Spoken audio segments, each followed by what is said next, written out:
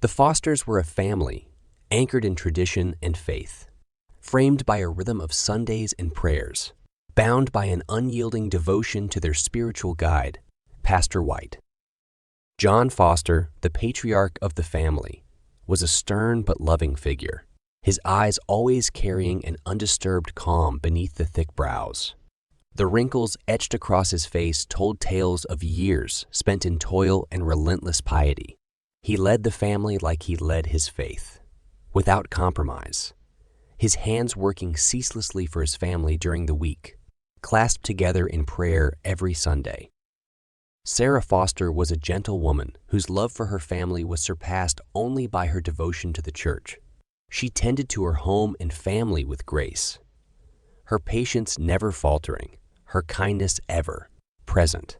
Her commitment to the church's teachings echoed in every corner of their home and in every act she performed. Then there were the daughters, Abby and Helen. Abby, the older of the two, had inherited her father's fiery spirit and her mother's nurturing soul. She had a curious mind, always seeking answers, her faith not blind but constantly questioning, continuously evolving. Helen was a mirror image of her mother, her faith unwavering and pure. She had a silent strength about her, an unspoken resolve that made her the quiet pillar of the family. Her love for her family was deep, her devotion to her faith profound. The Fosters lived their lives meticulously, guided by the teachings of Pastor White. His sermons, veiled in darkness and strict doctrines, found eager ears in the Fosters family. However, Abby and Helen often found themselves caught between the rigid dogma of their faith and the whisperings of their individual spirits. While the Fosters family was the epitome of piety, there existed one vice that stood in contrast to their wholesome image. John Foster, the stalwart believer, harbored a secret penchant for cigarettes. In the still of the night, when the world was draped in silence, he would sneak out to the backyard, the lit end of the cigarette painting fleeting strokes of rebellion in the darkness. Their lives, intertwined with faith, family, and the quiet smoke, filled transgressions, painted a portrait of a family teetering on the brink of an impending storm, as yet unseen but ever looming on the horizon. Under the shadow of the cross-top steeple, the congregation of Pastor White's church clustered every Sunday. The men and women, all upright citizens, toiling through the weekdays to find solace in the divine promises of salvation, were drawn in by the magnetic personality of their spiritual leader. Pastor White's sermons held them captivated, his potent blend of fire and brimstone rhetoric striking chords of fear and reverence in equal measure. Pastor White was a tall, imposing figure with a voice that rumbled like distant thunder, echoing through the halls of the church. His sermons were an orchestration of doom and redemption, weaving tales of divine judgment for the sinful and the assurance of paradise for the pious. His doctrine was traditional, often edged with the darkness of condemnation for those he believed had strayed from the path of righteousness. Against the embrace of technology and the use of natural gas, he had a fiery disdain, referring to the latter as the devil's fart, much to the amusement and sometimes concern of his congregation. Yet his charm lay in his absolute conviction, his steadfast adherence to his beliefs, lending him an aura of indisputable authority. At the heart of this flock were the Fosters, always seated in the front row, absorbing every word Pastor White pronounced. John Foster's gaze never wavered from the pastor, his every gesture suggesting a man in complete surrender to the teachings being bestowed. Beside him, Sarah Foster listened intently, her faith echoing in the quiet nod of agreement she gave to each of the pastor's pronouncements. The girls, Abby and Helen, sat with their parents, their experience of the sermons as different as their personalities. Helen found comfort in Pastor White's teachings, her belief deepening with each sermon. Abby, on the other hand, seemed unsettled, her brow often furrowing as she weighed the pastor's words against her internal compass. After one particularly harsh sermon against the wickedness of technological advancement, Abby couldn't help but voice her thoughts on their way back home. "Dad, don't you think Pastor White's views are a bit extreme?" Abby ventured, her voice tentative. John Foster glanced at his daughter, his gaze stern. "Pastor White guides us on the path of righteousness, Abigail. His word is God's word." "But Dad, not everything that's new or different is sinful, is it?" Abby countered, her voice stronger now. "What if God gave us these advancements for our benefit?" Her mother, sitting in the front seat, turned to look at her. "Abby, dear," she said in her soft-spoken manner, "we need to trust in Pastor White's wisdom. He sees things that we might not understand." Abby fell silent, her questions unanswered. She looked out of the window, the glow of the setting sun casting long shadows across her face. The tension in the car was palpable, a silent testament to the unseen chasm, slowly widening between the beliefs of one generation and the questions of the next.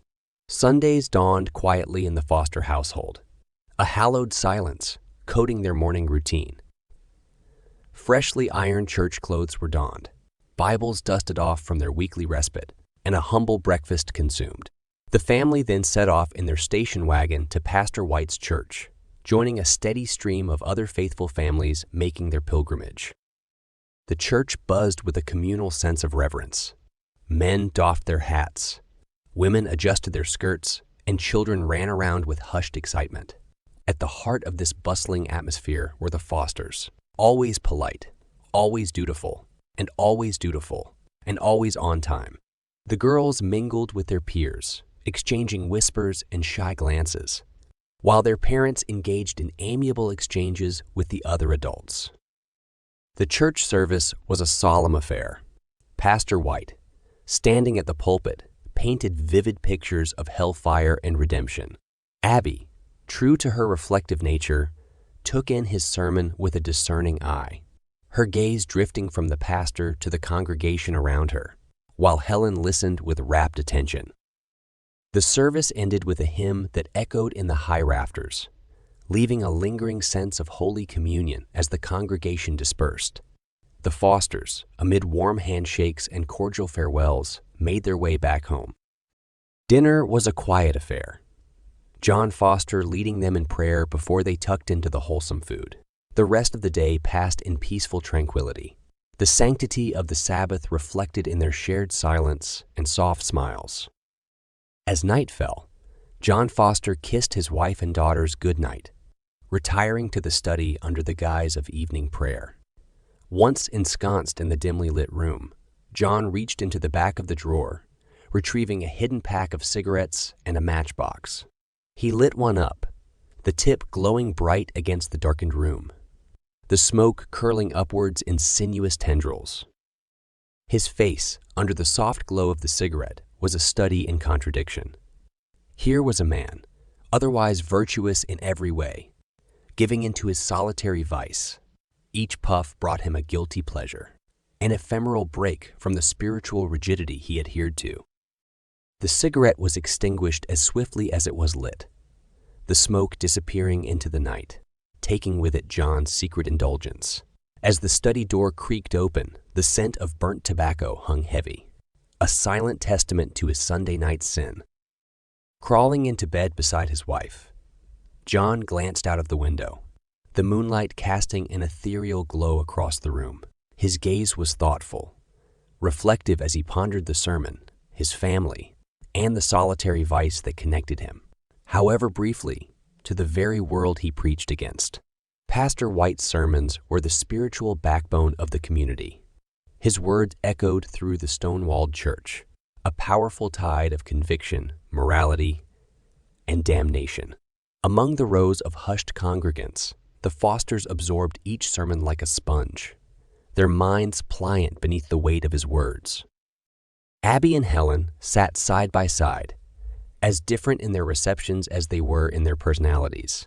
Helen, the more compliant of the two, took in Pastor White's sermons with an earnest naivety. Each fire, and brimstone warning.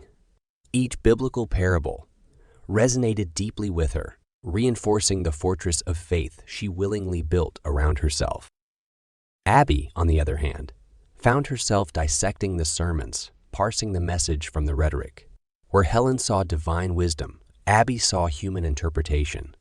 As Pastor White painted vivid images of the Old Testament God and his wrath, Abby's brow furrowed in contemplation.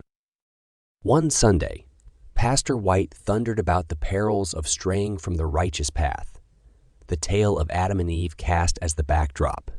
He warned of the serpent's deceit, the allure of forbidden knowledge, the catastrophic fall from grace. As he spoke, a flicker of unease ignited in Abby's mind. His depiction of God as an unforgiving judge felt at odds with her understanding of divine benevolence. She glanced around at her fellow congregants, their eyes wide with fear and awe, and felt the first seed of doubt take root. Later, at home, Abby sat alone in her room, the Bible open to Genesis. She read and reread the verses, trying to reconcile Pastor White's sermon with the text in front of her. A feeling of disquiet gnawed at her, a tiny spark threatening to light a fire of rebellion within her. At the heart of the Foster household, faith was more than a guiding light. It was the very bedrock upon which their lives were built. Family dinners were steeped in prayer, evenings spent poring over biblical texts, and any deviation from the path of righteousness was treated with stern rebuke. The head of this devout family, the Foster patriarch, was a man of stern resolve. His weathered face bore lines of deep-set principles. His eyes sparkled with a staunch belief in the path he had chosen. A bastion of faith, his very presence seemed to echo the teachings of the church. His relationship with his daughters was characterized by a unique blend of stern discipline and deep affection. He maintained a wall of steadfastness around his faith, yet his love for Abby and Helen managed to soften his rigid exterior. Helen, with her unquestioning faith, was the model daughter in his eyes. The bond between them was cemented by their shared beliefs, their conversations often revolving around the interpretation of scriptures, the sanctity of the Sabbath, and the latest sermons from Pastor White. Abby, on the other hand, danced on the edge of his tolerance. Her curious nature and unquenched thirst for answers often led her to question the rigidity of their faith. Her inquiries were met with stern looks, stern warnings, and occasionally, stern silence. Yet, despite their differences, a shared love persisted. The unspoken understanding between them hinted at a deep familial bond, a connection that transcended their spiritual differences. One evening, as they sat around the dining table, Abby voiced her doubt about Pastor White's sermon on Adam and Eve. The room seemed to freeze, the clatter of cutlery ceasing as her words echoed in the silence. The patriarch's gaze hardened, his voice resonating with unmistakable authority. "Abby," he said, "faith is not a puzzle to be solved, but a belief to be embraced. Our path is laid out in the scriptures. We do not question. We follow." Her father's finality left no room for further debate, his words looming over the dinner table like an unspoken curse. Little did they know, this foreshadowed a much graver curse yet to come, one that would disrupt the very fabric of their faith-filled family. In the stillness of the night, when the house lay hushed and the world seemed to pause in its tracks, a faint glimmer of light would appear in the backyard of the Foster residence. It was the father, ensnared by his sole vice, the seductive allure of a clandestine cigarette. Under the moonlight, the flame would dance upon the tip of his cigarette, painting his face in flickering hues of a forbidden secret. He stared at the burning stick. He stared at the burning stick, caught between his desire for this fleeting indulgence and the unyielding principles he held dear. "God may forgive me," he would whisper into the darkness, "for I am but a man seeking solace in the solitude." His words would escape in wisps of smoke, the night air carrying them away as if to protect his secret. He saw in his vice an aberration, a momentary lapse in his otherwise virtuous existence. His justifications varied from stress relief to the assertion of free will. He compared himself to King Solomon, claiming he was exploring all facets of life, even its vices, to gain a deeper understanding. In the silence that followed his midnight ritual, the faint scent of tobacco would waft in the breeze, seeping into the fabric of the household as a grim foreshadowing of the repercussions yet to unfold. The smoke, a representation of his duplicity, was an eerie reminder of the ominous cloud that would soon descend over Abby's life. One such night, Abby, stirred from her sleep by a strange intuition, found herself witnessing her father's ritual. She stood at the edge of the room, her heart pounding as she watched the stern patriarch surrender to his vice. The sight of her father, a stalwart of virtue and discipline, entrapped by the same sins he preached against, sent a jolt of shock through her. Unable to confront him, Abby retreated to her room, a flurry of emotions swirling within her. The sight of her father's secret vice had not only shattered her image of him, but it also sown the first seeds of defiance in her. The clandestine ritual she had witnessed was a prelude to the upheaval that was yet to rip through the fabric of their family life. The calm rhythm of life in the small town was disrupted one day by the arrival of an uninvited guest.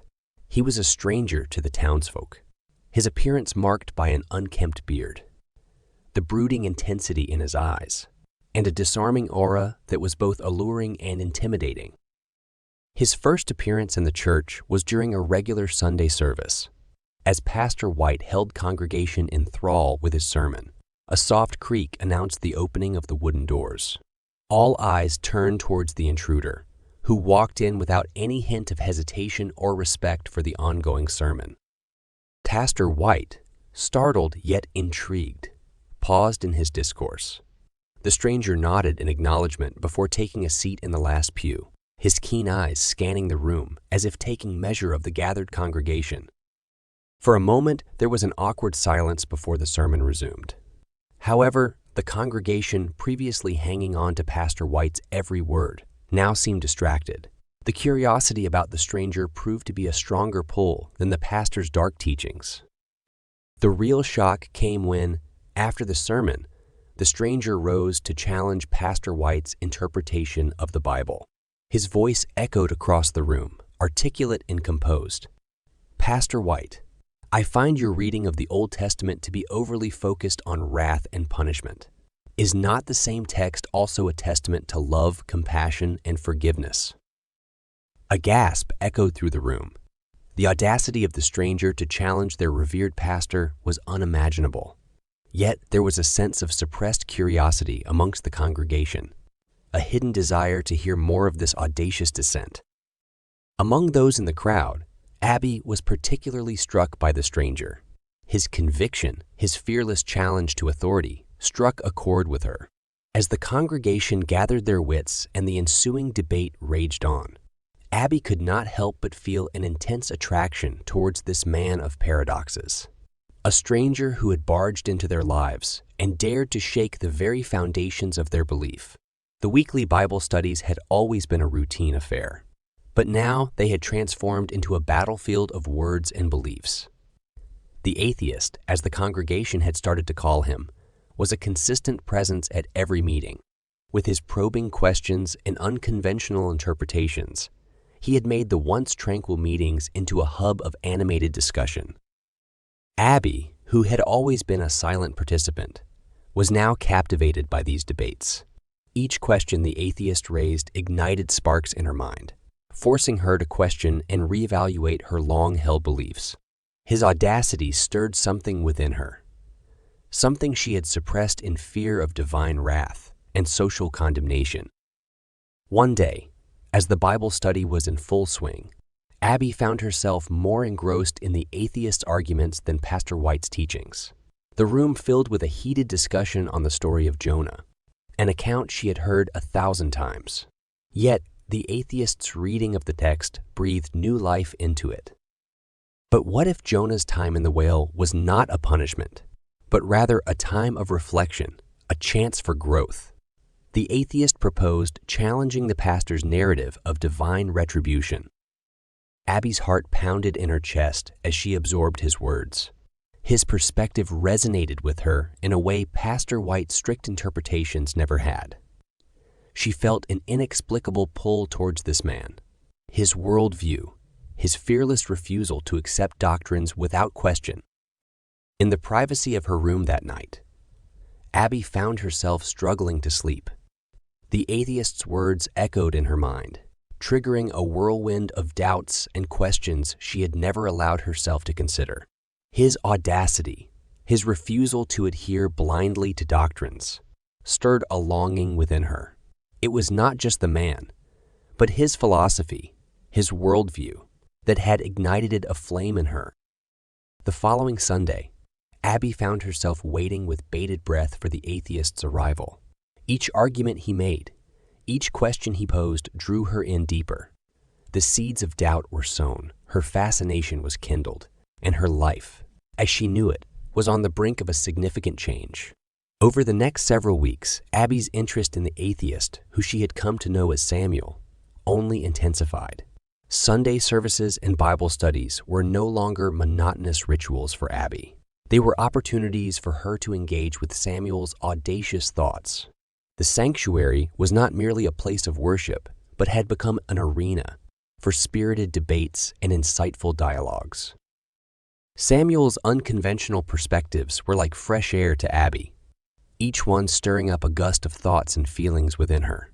As weeks turned into months, Abby found herself entangled in the strings of an unexpected connection with this man, so different from anyone she had ever known. One Sunday, as the congregation dispersed after a particularly fiery debate, Samuel approached Abby. "Your silence intrigues me, Abby." He said, his gaze locking with hers. "It's as if you have a universe of thoughts within you, waiting to burst forth." His words surprised Abby, yet she felt a strange sense of validation. "Perhaps," she responded, her voice barely a whisper. And so their conversations began. Initially, they were sporadic exchanges, small chats after the Bible studies, but they soon evolved into a deeper discourse. Samuel was a catalyst, encouraging Abby to question and explore her faith, an act she had never thought possible. They talked about faith, morality, the teachings of the Bible, their doubts, and their certainties. Each discussion, every argument they had, was a revelation for Abby. They exchanged thoughts, each trying to comprehend the other's beliefs. Abby found herself falling, not just for Samuel, but also for the freedom that their debates offered.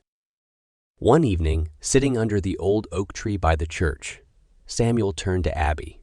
"What do you think about God's morality in the Old Testament?" Abby paused, contemplating her answer. A few months ago, she would have regurgitated Pastor White's teachings, but now she had her thoughts, her beliefs.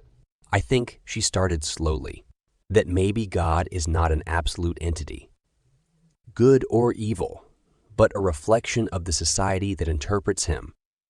A smile spread across Samuel's face that, "Abby, is one of the most profound things I've heard." A flutter of warmth bloomed in Abby's chest. Her affection for Samuel had blossomed into a deeper emotion. Their unlikely connection was no longer just about their shared debates, but a bond she cherished. Samuel had given her the courage to question and think freely, and in doing so, he had unknowingly captured her heart. The sanctuary's stained glass windows scattered hues of pinks, yellows, and blues across the rows of wooden pews, creating an almost ethereal aura. Abby found herself lost in the cascading colors, her heart awash with a similar blend of emotions.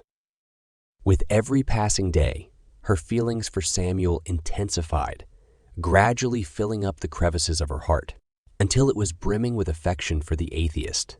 She longed to be around him, yearned for their conversations, and the freedom they offered. But amidst the intoxicating euphoria of her burgeoning love, there was a gnawing dread pulling at her heartstrings. She was a foster. Faith was their lifeblood, and yet She was falling for a man who defied everything her family stood for. She found herself at a crossroad, love on one path and familial obligations on the other. Every glance at Samuel, every conversation, every shared smile pulled her closer to a decision she knew would break the harmony of her life. One evening, Abby and Samuel sat under their usual oak tree, a respite from the world. Samuel was in one of his pensive moods. "Abby," he began, "do you ever wonder if there's something beyond the doctrines and dogmas, a truth that is ours and not dictated by the church or anyone else?" His question hung in the air, mirroring Abby's turmoil. She knew then she had to make a decision. Looking into Samuel's eyes, Abby whispered, "I think I'm beginning to." It was a silent admission, her truth wrapped delicately in her words. It was a declaration of her love for Samuel and her desire to explore a world beyond the one dictated by her family and Pastor White. The weeks following her confession were a whirlwind. The sweet thrill of stolen moments with Samuel were coupled with sharp pangs of guilt. She watched her parents in their unwavering faith, her sister Helen blissfully following the path laid before her, and it tugged at Abby's heart. But every time doubt clouded her mind, Samuel was there. His words, his presence became Abby's anchor. And so she chose love. She chose the uncertain path with Samuel, the path that promised her freedom and her own truth, even if it meant deviating from the religious path laid out by her family. Her decision was like a silent revolt, a defiance against the rules binding her. It was a path laden with potential consequences, but Abby, bolstered by her love for Samuel, found the strength to brave the storm that was inevitably coming her way. The church was draped in an intense hush, every soul leaning forward, tense as a bead of perspiration glided down Pastor White's forehead. His eyes, usually composed and serene, now darted fire, fixed on the uninvited guest, a self-proclaimed atheist in the midst of the believers. His existence in this sanctuary was like a lone crow among doves. The contention in question was no small matter. It was the flawless sanctity of the Bible. Pastor White's adherence to its divine perfection was unwavering, but the atheist, with his probing mind and sharp tongue, was relentless in pointing out what he perceived as inconsistencies and contradictions within the Holy Book. "I ask you, Pastor," the atheist sneered, "how can you proclaim the Bible to be the ultimate truth, the inerrant Word of God, when it houses contradictions within its own pages?" He raised his hand, displaying the opened Bible, his finger pointing at the differing accounts of Judas Iscariot's death. A collective gasp filled the room, sharp inhalations of breath surrounding them as he went on. Matthew 27 speaks of Judas hanging himself out of remorse, while Acts 1 mentions him falling headlong in a field and his body bursting open. Can both these narratives be the eternal truth? Pastor White, although visibly affronted, maintained his composure, raising his hands to quiet the whispered murmurs radiating through the congregation. "The Bible is the infallible word of the Lord," he declared with unyielding conviction. "We, as his humble servants, must not question his ways or his words. Our human understanding is limited, but his wisdom is boundless." But shouldn't the divine word be clear, unambiguous? The atheist's voice was razor-sharp, eyes gleaming with a combination of curiosity and defiance. Shouldn't it be free of discrepancies to serve as an unwavering beacon of truth to humanity? Pastor White's voice rose, a turbulent ocean of frustration and fervor. It is our faith in his word, our trust in his wisdom that guides us. It is not for us to question or analyze his divine revelation. To dissect his word is to challenge his supremacy. The congregation seemed divided, a sea of uncertainty.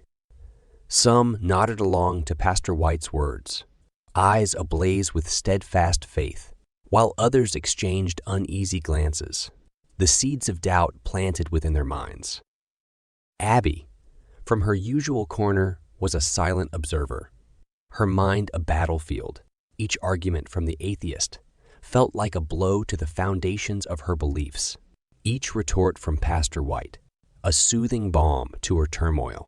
The warring convictions within her made her heart race, a silent plea for truth, whispering in her soul. The atheist, sensing the subtle shift in the room, pressed on. If the Bible is divine, then shouldn't it withstand scrutiny, emerge unblemished and flawless under the light of truth? Pastor White's response was vehement, a roar of divine righteousness. It is not the word that is flawed, but human interpretation.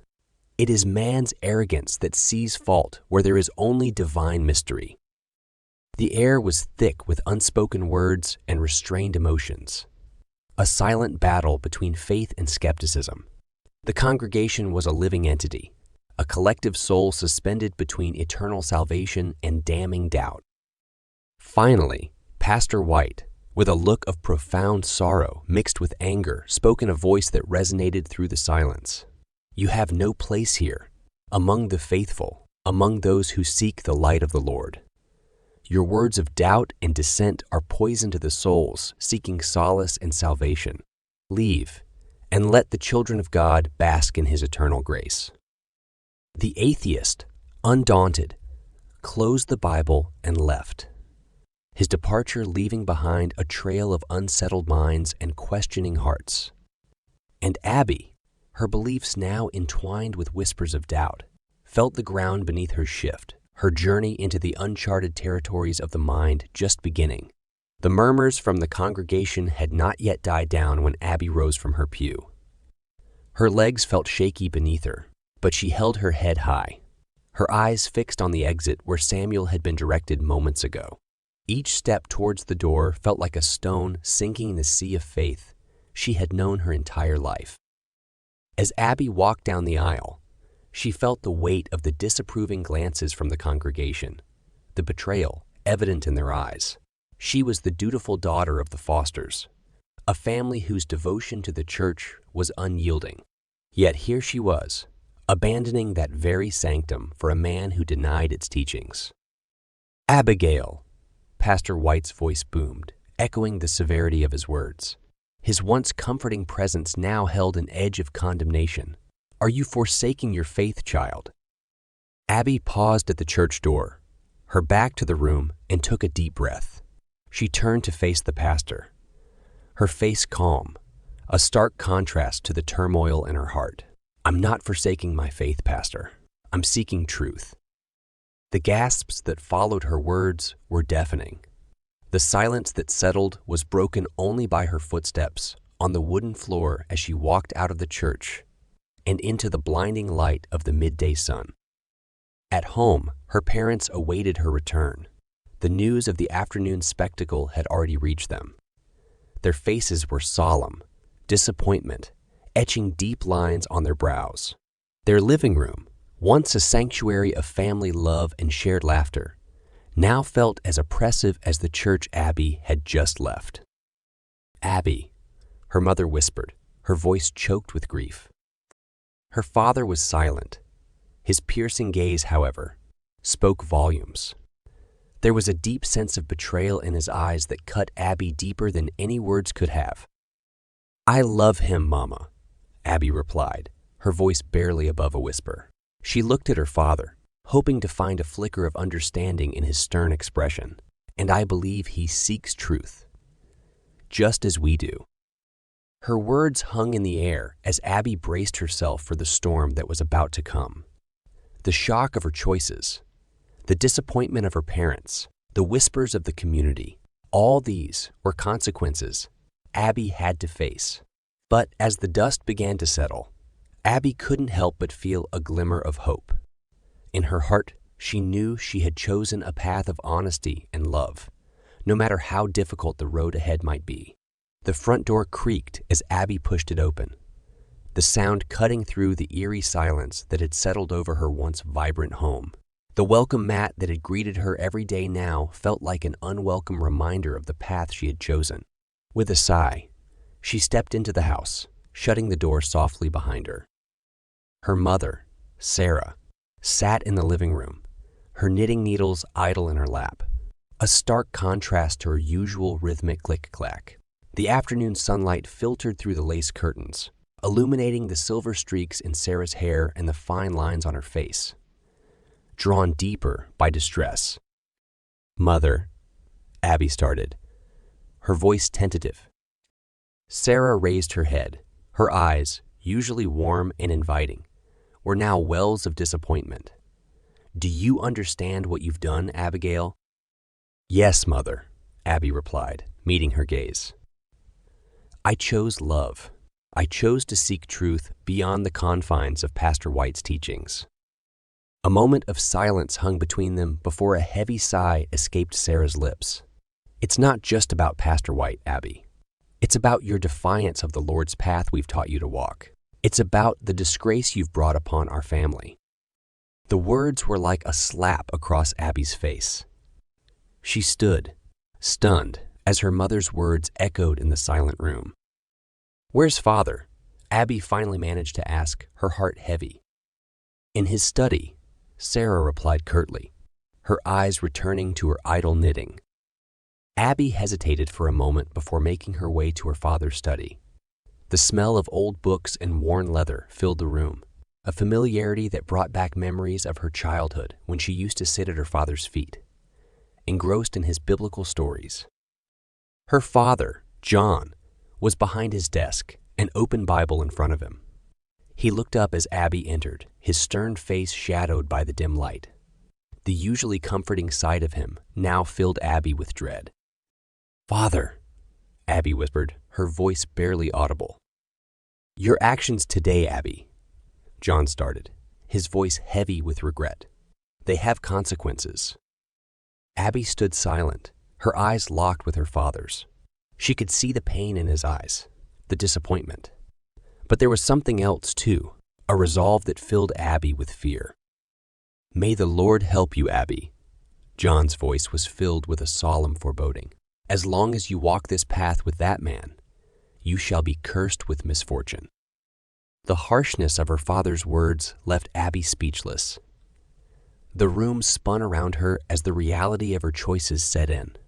The father she adored, the mother she cherished, they felt like strangers now. Her home, a sanctuary no more. This was her harsh homecoming, a bitter welcome into a world where she had chosen to defy the norms, a world where she had chosen love over faith, a world where she was now alone. John Foster's study, once a room filled with comforting tales of faith and love, had transformed into an arena of condemnation. Abby stood there, her heart pounding as her father's gaze bore into her, a mixture of disappointment and sorrow etching lines onto his stern face. "Abby," John began, his voice holding a gravity she had never known before. He rose from his chair, his tall figure casting an imposing shadow in the dimly lit room. "You've chosen to turn your back on our faith, to reject the righteous teachings of Pastor White, and to commit yourself to a man who openly challenges the very word of God." His words, hard and bitter, hung in the air, charging it with an unnerving tension.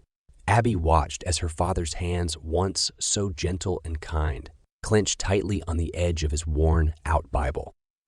"Father, John raised a hand to silence her, his eyes never leaving hers. "This path you've chosen, Abby, it leads to nothing but darkness. You have dishonored our faith, our family, and our God." Tears welled up in Abby's eyes as she attempted to hold his gaze, her heart breaking under the weight of his words. "I don't want to believe it," he continued, his voice shaking with emotion. "But I have no choice. From this day forward, as long as you walk this path with that man, your life shall be marked by misfortune. You shall carry this curse, Abby." The finality in his voice echoed through the room. The curse, as harsh and unforgiving as his words, seemed to seep into the very walls of the room, imprinting itself into Abby's life. "No," Abby whispered, a futile plea against her father's decree. She could feel the weight of his words crushing her. A cruel verdict that seemed to squeeze the air out of her lungs. Her body swayed as if the physical impact of his words had taken a toll. There, under her father's condemning gaze, Abby felt the sting of the curse. It was like a dark cloud that suddenly obscured the light in her life, casting long, threatening shadows on her path. A chilling sensation crawled up her spine as she realized the trials she was about to face. "Dad, please!" Abby choked out, reaching out towards him, her fingers grazing the air in desperation. But John stepped back, his expression unchanged. "You've made your choice, Abby," he declared, turning away from her. "Now, you must bear the consequences." And with that, Abby was left standing alone in the room, her father's curse reverberating in her ears. The warmth of her family home felt replaced by a cold, eerie silence that foreshadowed the storm she was about to endure in her life. In the quiet aftermath of her father's curse, Abby stood frozen, the echoes of his words still resonating in her. The room, once a sanctuary of warmth and comfort, now felt desolate, an oppressive reminder of the daunting journey ahead. She was alone, both physically and metaphorically, an isolation that sent a sharp pang of realization through her. She would be stepping onto a path filled with uncertainty and danger, a road that held no promise of an easy future. But she would do it alone, she resolved, without the support of her family, without the guidance of her faith. She sank down onto her father's chair, her heart pounding in the silence of the room. Her eyes wandered over the familiar objects, the framed family pictures, the old Bible that had guided their lives, the favorite chair where her father would recount tales from Scripture. Each of them was imbued with the essence of her past life, a life she was now leaving behind. "Abby," she whispered to herself, clutching the edge of the chair. Her voice sounded alien, a strange reminder of the tumultuous change that was coming. "You can do this." In that moment, she felt a fierce determination ignite within her, a flame that, despite the chilling forecast of her future, refused to be extinguished. She had made a choice that went against everything she had been taught, everything she had known, but it was her choice. She thought of him, the atheist. His courage, his conviction, his ability to challenge norms and beliefs stirred something within her. She had chosen to love him, chosen to stand by him, even if it meant walking a path riddled with misfortune. Drawing a deep breath, she squared her shoulders, her gaze hardening. "I am Abby Foster," she affirmed to the silent room, her voice steady. "I chose love over doctrine. I chose truth over blind faith. I chose him." A newfound sense of purpose washed over her, a quiet strength that whispered of the resilience within her. She would face the storm her father had predicted, face the misfortunes, the trials, the tribulations. She would stand tall against them, not as a dutiful daughter or a devout believer, but as Abby, an individual with her own beliefs, her own desires, her own path. The room felt different now, no longer a symbol of her past, but a testament to her future. She rose from the chair, leaving behind the echoes of her father's curse, stepping forward into a life of her own making. She had a path to walk, a future to forge, a love to honor.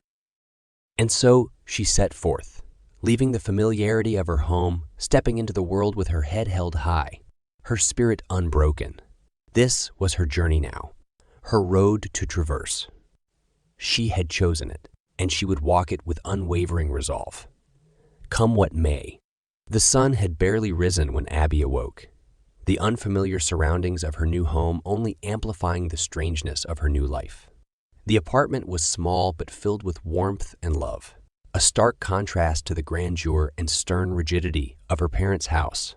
This was her home now, a safe haven she shared with the man she loved. Each morning, they'd sit together at their breakfast nook, sipping coffee and discussing everything from philosophical theories to the simplicity of their daily lives. Abby found solace in these quiet moments, her husband's reassuring presence a balm to the tumultuous changes she had recently endured. Yet, as much as she reveled in the newfound freedom and love that colored her life, Abby felt a constant struggle within her. The atheist, her husband, was a man of logic and reasoning, and his beliefs, or lack thereof, often clashed with Abby's ingrained religious upbringing. She had abandoned her faith to be with him, but the echoes of her past still reverberated within her, a silent song that she couldn't ignore. One evening, as they sat under the glow of the setting sun, Abby voiced her struggles. "I feel torn," she admitted, her voice barely above a whisper. He looked at her, his eyes filled with understanding. "I know," he said softly, reaching for her hand. "But I love you," Abby countered quickly, her gaze firm, "and I chose this." He smiled, giving her hand a reassuring squeeze. "And I love you, Abby. I understand your struggle, and I am here for you, but I will not dictate what you should or shouldn't believe. That's a journey you have to embark on by yourself." As he spoke, Abby realized the profound wisdom in his words. Samuel was offering her something her faith had never given her: the freedom to question, to explore, to make her own choices. It was a scary notion, yet incredibly liberating. She had the chance to define her beliefs, separate from any doctrine or sermon. Throughout their marriage, Abby found herself oscillating between her past and present, struggling to reconcile her love for her husband with her embedded religious morals. However, their love remained a constant, an anchor amid her spiritual turbulence. It was in these trials and triumphs, these early days of navigating her new life, that Abby found herself, a woman of strength, love, and incredible resilience. As she journeyed through her spiritual struggle, she grew to understand that faith was not about blind adherence to doctrine, but about finding personal peace and understanding within oneself. This chapter of her life, filled with shared laughter, whispered secrets, and quiet realizations, marked the beginning of her evolution, a journey that saw her transgress from Abby, the dutiful daughter, to Abby, the dutiful daughter, to Abby, the questioning believer, and finally to Abby, the resilient woman. It was a transformation that was only just beginning. A quiet tension rested between the pages of Abby's existence. It was an internal tug of war that waged within her heart and soul, between the whispers of old beliefs and the strong, rational voice of her newfound perspective. In the silence of the night, the voices of Pastor White echoed through her memory, a litany of biblical verses and stern sermons, battling the logical arguments and philosophical discussions she shared with Samuel. Sometimes she'd find herself murmuring a prayer before meals, a vestige of a lifetime of practiced rituals. But then her eyes would catch Samuel's understanding gaze, and she would swallow the words, a hint of guilt tugging at her. She was caught in a limo, a crossfire between her past conditioning and her present reality. One night, as Abby lay beside Samuel, the moonlight casting an ethereal glow on their intertwined forms, she voiced her turmoil. "I feel like I'm in a constant tug of war, caught between my old life and this new reality," she confessed, her voice trembling with vulnerability. He turned to look at her, his gaze steady and understanding. "Abby, it's okay to feel conflicted. You've had a significant shift in your worldview, and it's natural to experience a bit of spiritual whiplash. But how do I reconcile these parts of myself?" Abby asked, a hint of desperation seeping into her voice. She was a woman stranded between the banks of faith and reason, caught in the current of her existential crisis. "By accepting that it's okay to exist in the gray area," he answered, a soft yet resolute tone to his voice. "You don't have to label yourself as a believer or non-believer. You're Abby, and that's more than enough." His words, simple yet profound, washed over Abby, soothing her internal chaos.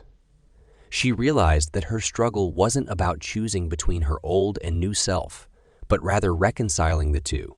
She needed to embrace her transformation, acknowledge the scars of her past, and the growth of her present. She was the sum of all her experiences, a woman who was learning to exist beyond labels. In her husband's arms, Abby found a sanctuary where she was allowed to question, to doubt, and to grow. Their love became a safe haven amidst her spiritual tug of war, a bond that strengthened with each shared struggle and triumph. This spiritual tug of war, challenging as it was, began to forge a new path for Abby. It was a journey of self-discovery and self-acceptance, a testament to her resilience and a testament to the power of unconditional love. Amidst the chaos of her spiritual struggle, Abby was slowly finding her equilibrium, carving out her unique belief system, one that was guided by love, understanding, and personal truth. The silent house echoed with unspoken words and hushed whispers of longing. Abby found herself often standing in the empty room that they had optimistically dubbed the nursery, a room filled with hopes and dreams. She would run her fingers over the soft pastel hues of the room, the unopened boxes of baby clothes, the untouched crib standing like a silent sentinel in the corner. Every item was a symbol of hope, of a future they wished to build. Their journey to parenthood started like an adventure, filled with excited whispers in the dark and the lingering scent of a promise in the air. Abby found joy in preparing meals packed with fertility, boosting ingredients, and tracking her ovulation days and marking them with hearts on their shared calendar. And Samuel, her husband, was her anchor in this storm of expectations, his steadfast presence her safe haven. As the months trickled by, their initial optimism slowly waned, replaced by a gnawing anxiety that seemed to fill every corner of their silent house. Negative pregnancy tests piled up in the bin, each one a stark reminder of their unfulfilled dreams. The pressure was mounting, and Abby could feel the weight of it pressing down on her. Every congratulations card, every baby shower invite for friends and relatives was a stabbing reminder of what she was yearning for so desperately. She began to look at her body as a stranger might, questioning its refusal to adhere to the simple law of nature. "Maybe it's the curse," Abby whispered one night, her voice quivering with worry. "Maybe." Samuel wrapped an arm around her, pulling her close to his chest. "Don't say that, Abby. Don't let those dark thoughts in. It takes time for some couples. That's all." But it's been almost a year. Abby's voice was barely above a whisper. Her words seeped in despair. What if? He silenced her with a gentle kiss, his hand tenderly stroking her hair. What if we're just about to succeed, and we just need to hold on a little longer? Abby, we won't let this break us. Remember, we're in this together. Despite his comforting words, Abby couldn't shake off the nagging feeling of dread. The silent house was a constant reminder of their failure, and Abby's heart ached with longing. Little did she know, this was just the beginning of a journey that would test her resilience and courage in ways she never imagined. A shroud of anxiety hung over the house, as tangible as the lingering winter chill. Abby found herself caught in the throes of a grim realization. The dreaded curse might indeed be real. The thought gnawed at her heart and mind, twisting her insides into knots of fear and uncertainty. Every failed pregnancy test, every vacant room in the house now seemed like damning proof of her father's curse. Samuel, ever the rationalist, dismissed her fears, attributing their struggles to conceive to mere biological factors. But Abby could see the doubt flickering in his eyes, a silent acknowledgement of the unusual misfortune that seemed to follow them. Her nightmares were filled with the image of her father, his harsh words ringing in her ears. A life of misfortune, so long as you stay with the atheist. The dreams were so vivid, so real. She would wake up bathed in sweat, her heart pounding against her ribs. Abby found herself retreating into a shell, the sparkle in her eyes dimming with each passing day. The once bright and cheerful house felt shrouded in a bleak shadow, reflecting her inner turmoil. Their conversations, once filled with laughter and shared dreams, were now fraught with underlying tension and unspoken fears. The absence of a child had turned into a silent, agonizing presence that lurked in every corner, whispering insidious doubts that tested the strength of their bond. Finally, unable to bear the burden of her torment, Abby decided to confront her husband. She found him in his study, engrossed in a book. His face, always a source of comfort, seemed to harden as she voiced her fears. I think my father's curse. It might be real, she said, her voice shaking as she forced out the words. His eyebrows furrowed, and he set down his book, giving her his full attention. Abby, he began, his voice calm and steady. We've been through this. Your father's words were out of anger. He didn't mean.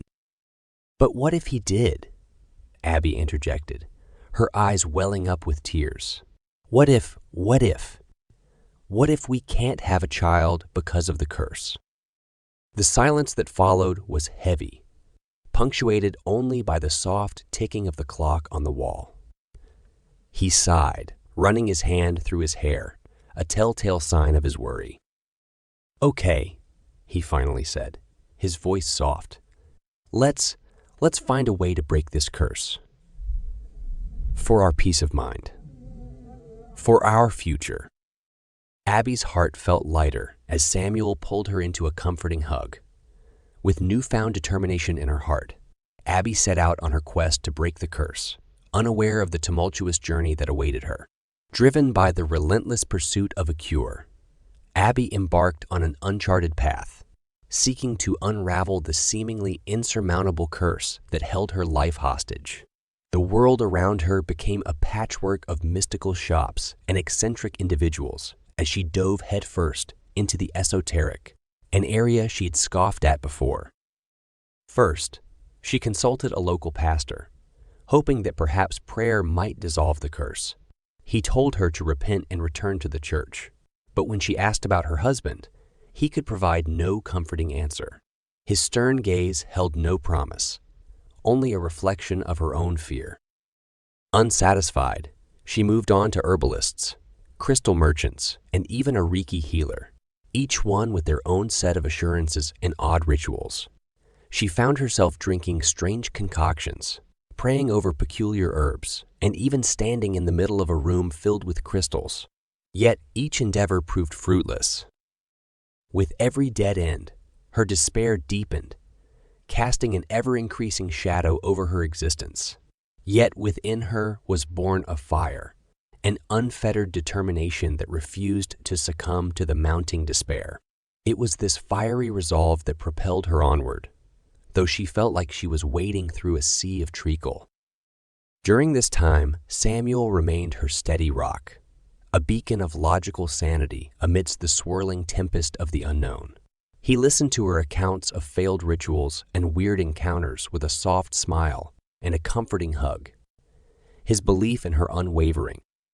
Then, one day, while Abby was flipping through the yellow pages in search of her next lead, she stumbled upon a listing for a reputed fortune teller. Something in her stirred as she read the tiny print, a sense of hope blooming like a lone flower in a barren field. She decided then, with a strange sense of certainty, that this fortune teller was her next step. She shared her decision with Samuel over dinner.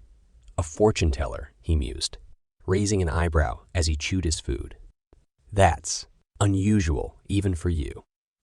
Abby shrugged, a hint of a smile dancing on her lips. I have a good feeling about this. Maybe she can provide the answers we've been searching for. His response was a nod, his eyes soft as he reached for her hand across the table. Then let's do this. If nothing else, it should make for an interesting story. With that, Abby set her course, her resolve bolstered by Samuel's unwavering support. As she drifted to sleep that night, she found herself praying for the first time in months, not to a god or a divine entity, but to her own heart. May it find the strength to endure, she thought, and the courage to accept whatever came next. The wind whistled ominously through the narrow alley as Abby approached the dimly lit dwelling of the fortune teller. She clutched the collar of her coat tighter around her throat, steeling herself against the encroaching chill. The sign on the door creaked, its battered lettering reading, Madame Zara. Drawing a deep breath, she pushed open the door. A bell tinkled overhead, sending a shiver down her spine. The room was draped in darkness, save for a single source of light in the center. A crystal ball mounted on a weathered table, casting distorted shadows on the crimson walls. The scent of incense hung heavy in the air, mingling with the faint aroma of old books. From the shrouded corner, a figure emerged. The woman was petite, her age indiscernible beneath the layers of colorful shawls. She had piercing eyes, the kind that bore into one's soul, and a faint smile that held 1,000 untold stories. "Abby," the woman croaked, her voice a symphony of gravel and silk. Abby blinked in surprise. "How did you—" "Madame Zara knows many things." She cut her off, gesturing to the chair across the table. Swallowing her unease, Abby settled onto the rickety chair. The fortune teller extended her frail, bony hands, palms upwards. "Give me your hands." As Abby placed her hands in Madame Zara's, a chill crept up her spine. The older woman's eyes fluttered closed, her lips mumbling words in an ancient tongue. Then her eyes snapped open, a gasp escaping her lips. "The darkness. It's strong with you," she breathed, releasing Abby's hands as if they'd burned her. A curse, deep and powerful. The confirmation hit Abby like a punch to the gut. She had hoped, prayed that her fears had been unfounded. The reality was a bitter pill to swallow. "Is there a way to lift it?" Abby asked, her voice barely above a whisper. Madame Zara looked at her with eyes that held a strange mix of sorrow and determination. "It is not a matter of lifting, child, but there may be a way to navigate its dark path." As Abby left Madame Zara's abode that night, her heart was a whirlpool of fear, hope, and uncertainty. She stepped back into the chilly night, the whisper of the fortune teller's words echoing in her mind. The curse was real, but she wasn't powerless. For the first time in a long time, Abby felt a sense of control returning to her life. "The path to salvation is twisted, child," Madame Zara had said, her voice a whisper against the hum of the wind outside. "A dream, a meal, and a new life. That's what you need." Abby sat across from her, her mind racing.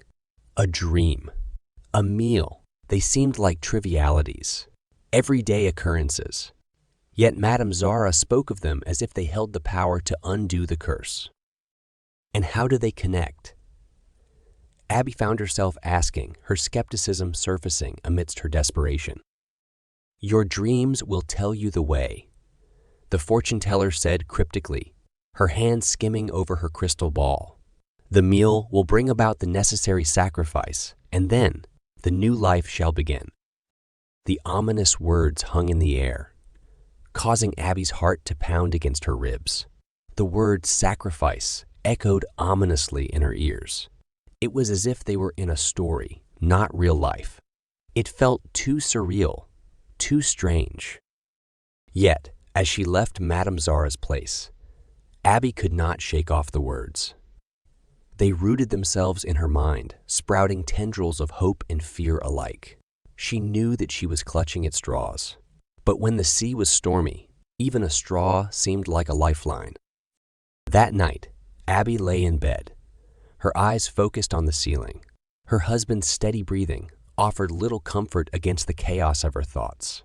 Her hands rested on her belly, flat and barren. She yearned for the tiny flutters of life that had evaded her for so long. Sleep seemed to be a distant acquaintance until exhaustion finally overpowered her, and she dreamt.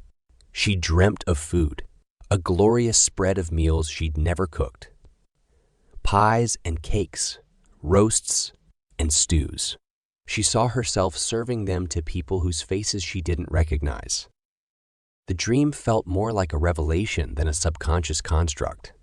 As she woke up, the flavors and smells from her dream still lingering in her senses, she felt a newfound sense of purpose.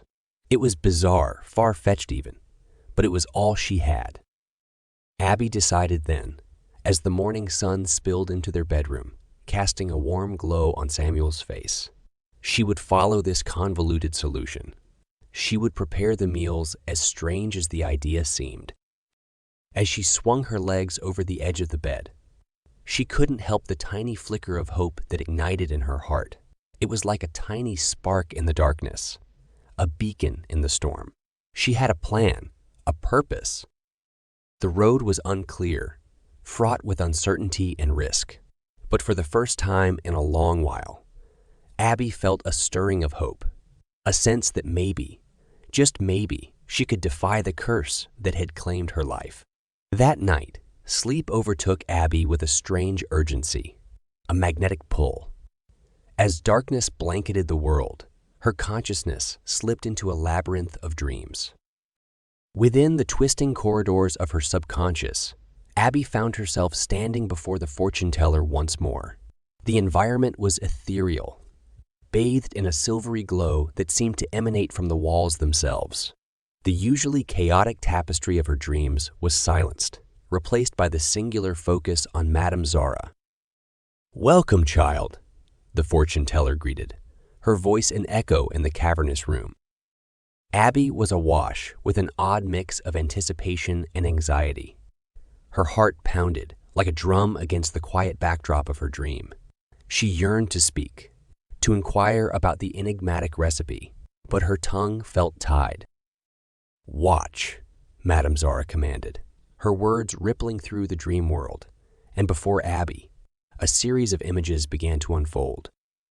She saw herself in a kitchen, the countertops laden with ingredients she had never seen, exotic spices that she couldn't name, fruits that she couldn't recognize. With a sense of detachment, she watched her dream self move with assurance, following a recipe etched into her mind. As she watched, Abby strained to catch every detail, every step. She saw herself chopping, stirring, baking, and roasting. She watched as the dishes took shape, the colors and aromas so vivid that she could almost taste them. She woke up drenched in sweat, the memory of the dream clinging onto her like a second skin. Her heart pounded in her chest as she rushed to jot down everything she remembered, every flavor she had tasted in the dream. Over the following nights, the dream repeated. Each time, the recipe grew more elaborate, the steps more complex. Abby found herself immersed in this strange task, her daytime consumed by sourcing the ingredients, her nights filled with cooking in her dreams. The anxiety never left her. Each night, she went to bed in fear, worried that the dream would not come, that she would forget an essential detail. But with every successful recollection, her hope swelled, eclipsing her fear. And with every dish she learned to prepare, the anticipation grew. Abby found herself teetering on the edge of a precipice, the gulf between her cursed past and potential future widening with each passing day. The labyrinth of dreams was treacherous, but with every step, Abby was drawing closer to her goal. With her mindset and her heart hopeful, Abby embarked on this bizarre journey, led by the lantern of her dreams, guided by her resolve. Her waking hours were a blur of preparations for the feast, her nights a dance with destiny in her dreams. All the while, the question lingered. Could this really be the solution to the curse that held her life hostage? As Abby navigated this labyrinth, she clung onto the hope that the answer would be yes. The day of the grand preparation dawned clear and bright, as if reflecting Abby's resolve. As sunlight streamed into the kitchen, Abby laid out the ingredients she had painstakingly collected over the past week, each one a token from her dream journey. The counters were festooned with a dazzling array of colors, vibrant fruits, vibrant herbs, and spices in earthen jars. Among the chaos, Abby stood a solitary figure, She wore a look of determination, her brows furrowed in concentration as she referenced the notes from her dream. She began with an ancient mortar and pestle, grinding exotic spices into a fragrant powder that filled the kitchen with a spicy, heady scent. Each rhythmic grind of the pestle resonated through the room, a testament to her unwavering dedication. Next, she carefully sliced and diced an assortment of fruits and vegetables, each with a specific purpose in the grand scheme of the meal. The rhythm of the knife against the chopping board punctuated the silence of the kitchen, an offbeat culinary symphony in the making. Hours bled into each other as Abby toiled. The sun traveled across the sky, casting long shadows across the room. But Abby's energy did not wane. She stirred, sautéed, simmered, and baked, her actions a dance of creation. Yet underneath the veneer of determination, a tremor of fear lurked. The what-ifs nagged at her. What if she had remembered the dream wrong? What if the fortune teller was a charlatan? What if the curse was indeed unbreakable? Each question echoed in the confines of her mind, threatening to shatter her resolve. But Abby pushed forward, her love and desperation acting as her guiding force. She couldn't afford to succumb to her fears, not when the stakes were so high. As the last dish was placed on the table, a feast unlike any other stared back at her.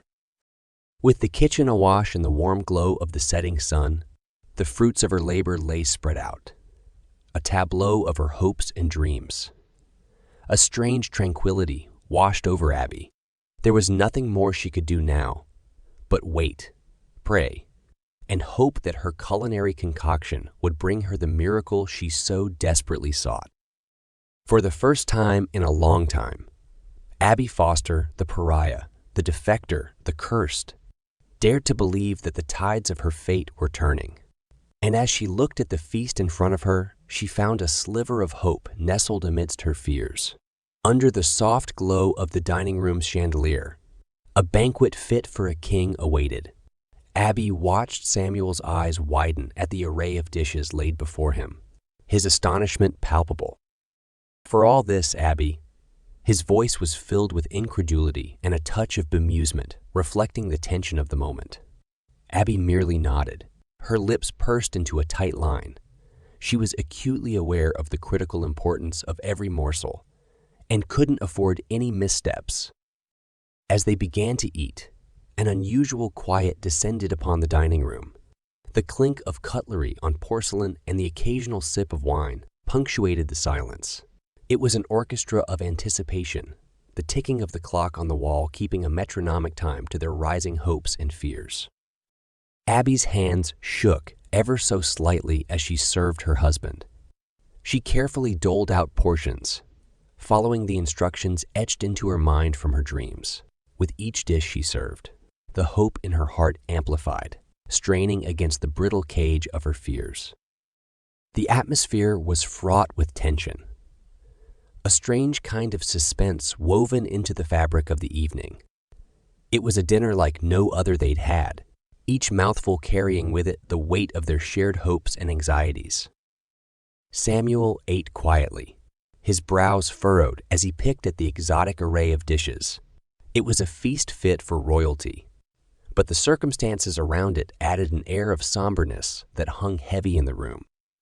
"Abby," he began, setting his fork down and meeting her gaze across the table. "Whatever happens, know that we are in this together. We are I am with you every step of the way." His eyes conveyed a silent promise, a pledge of unwavering support that sent a surge of warmth coursing through Abby's veins.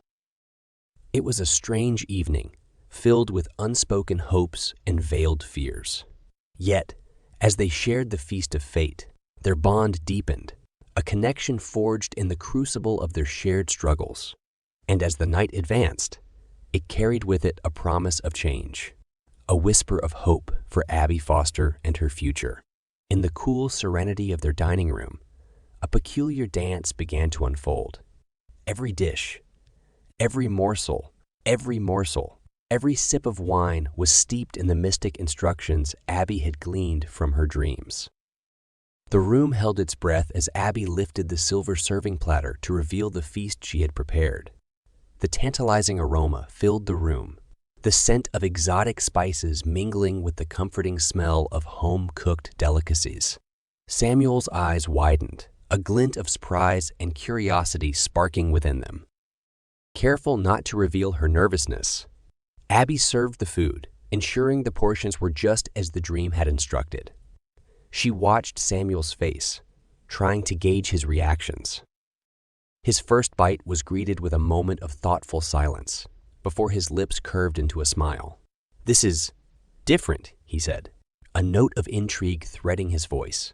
His eyebrows knitted together as he savored the meal, as if trying to decipher a puzzle. As the evening stretched on, the air between them grew warmer, the lines of uncertainty blurring into comfortable conversation. Their laughter echoed in the room, a testament to their shared affection and the bonds that had withstood so many trials. Later, as they moved to the living room, Abby felt a different kind of tension. It was a slow pull, a quiet yearning that had been subdued but never quite extinguished. As they settled onto the sofa, her heart pounded in her chest.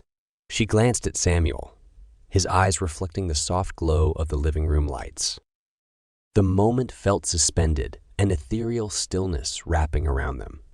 It was a silent invitation, an unspoken pact made in the soft gaze they shared. He leaned in closer, the warmth of his breath fanning against her face. Her pulse quickened, her hands finding his as their lips met in a tender, slow-burning kiss. The intimacy of the moment felt surreal, a contrast to their recent struggles. It felt like a clandestine tryst in a chapter of their lives, dominated by challenges. The potency of the evening washed over Abby, leaving her both exhilarated and terrified. As they pulled apart, breathless and flushed, Abby was left in a state of hopeful anticipation.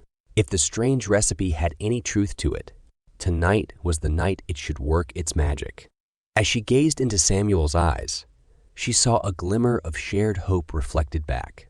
As the enchanted evening drew to a close, Abby dared to believe in the possibility of a future free from the chains of the curse. The morning dawned like any other. Sunlight streamed through the gaps in the curtains, bathing the room in a soft golden glow. But as Abby stirred from her slumber, her world crumbled. Her eyes, blurry from sleep, landed on the still figure next to her. An unnerving silence filled the room, louder than any sound. Fear prickled at the edges of her heart as she reached out to touch him. His skin was cold, startlingly so, and an icy dread seeped into Abby's soul. "No," she whispered, her voice echoing in the cruel silence of the room. She shook him gently at first, then more violently, calling his name over and over again, her voice getting shriller with each unanswered plea. But he remained still, his body cold and lifeless, and Abby's world shattered into 1,000 pieces. The taste of dread soured in her mouth, a chilling echo of the previous night's feast. Disbelief numbed her initial reaction, rendering her immobile as the reality of the situation crashed into her like a tidal wave. "No, this can't be happening," she screamed, her voice a ragged cry of despair echoing in the hollow silence. She pulled him into her arms, a desperate plea for warmth in the cold reality of her nightmare. In the chaos that followed, time seemed to stretch and compress. The flashing lights of the ambulance reflected off the window panes, painting grotesque shadows on the walls. Voices blurred into an unintelligible murmur, the steady drone of condolences and shocked gasps lost in the deafening buzz in her ears. Abby sat in a state of detached numbness, the weight of grief pressing down on her, constricting her breath. Her eyes, dry and wide, stared into the distance, a world that had lost its color. His laughter echoed in her ears, his smile imprinted in her memory, a cruel, heart-wrenching reminder of their stolen future. Her world, once filled with hope and dreams, now lay in ruins. A sense of betrayal filled her heart, the bitter taste of deception stinging her tongue. The dream, the meal, the dream, the enchanting evening. They had all been a beautiful, cruel farce. The curse hadn't been lifted. Instead, it had taken everything away from her. And amidst the chaos, the cruel dawn of realization broke upon Abby. She was alone in a world that had promised hope, but delivered despair. Her heart ached, a dull, throbbing reminder of her loss. And as she held on to the remnants of a love cruelly snatched away, Abby understood the devastating price she had paid for defying the curse. The echoes of sirens had long faded away, leaving Abby in an unbearable silence, her house feeling hollow and lifeless. The air was thick with the absence of life, each room resonating with the haunting emptiness of death. She sat in the silence, her body numb, and her mind a whirlpool of disbelief and grief. Samuel's lifeless eyes haunted her thoughts, casting a shadow over her heart that she doubted would ever lift. And when she thought she could bear no more, life dealt another blow. A call from an unknown number pierced the silence, jolting her from her thoughts. The voice on the other end was hesitant, shaky. It was a local resident informing her of the fortune teller's sudden death. The world seemed to spin. The coincidence was chilling, the dread in Abby's heart deepening. Was this another manifestation of her father's curse? Had it not only claimed Samuel, but now the fortune teller too? The questions circled in her mind, each one more terrifying than the last. She hung up the phone, her hand trembling. An icy shiver ran down her spine, the shadows of the room creeping in closer. She felt her breath catch in her throat, her heart thumping against her rib cage in a chaotic symphony of fear. Every ticking second seemed to resonate with the curse her father had uttered. The string of tragedies, the unsettling coincidences, everything pointed towards its brutal reality. The feeling of dread was suffocating, the walls of her home closing in on her. She was alone now, utterly alone. The people who had dared to challenge the curse were gone. A wave of loneliness swept over her, overwhelming her senses and driving her deeper into her pit of despair. Her mind was a chaotic storm of fear, confusion, and heart-wrenching grief. The implications of the fortune teller's death unsettled her, setting off a chain reaction of horrifying possibilities. Could she ever escape this curse, or was she doomed to live under its shadow forever? The house around her seemed to grow colder, the echoes of laughter and love replaced by a hollow silence. Each tick of the clock was a harsh reminder of the time ticking away, the curse casting a long, ominous shadow on her life. As she sat alone in her empty home, the magnitude of her plight became clear.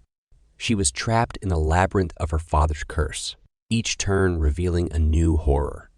Abby's heart ached with a fresh wave of grief, her hope dwindling under the weight of her fears. With the setting of the sun, the darkness crept in, casting a thick veil of shadow across Abby's world.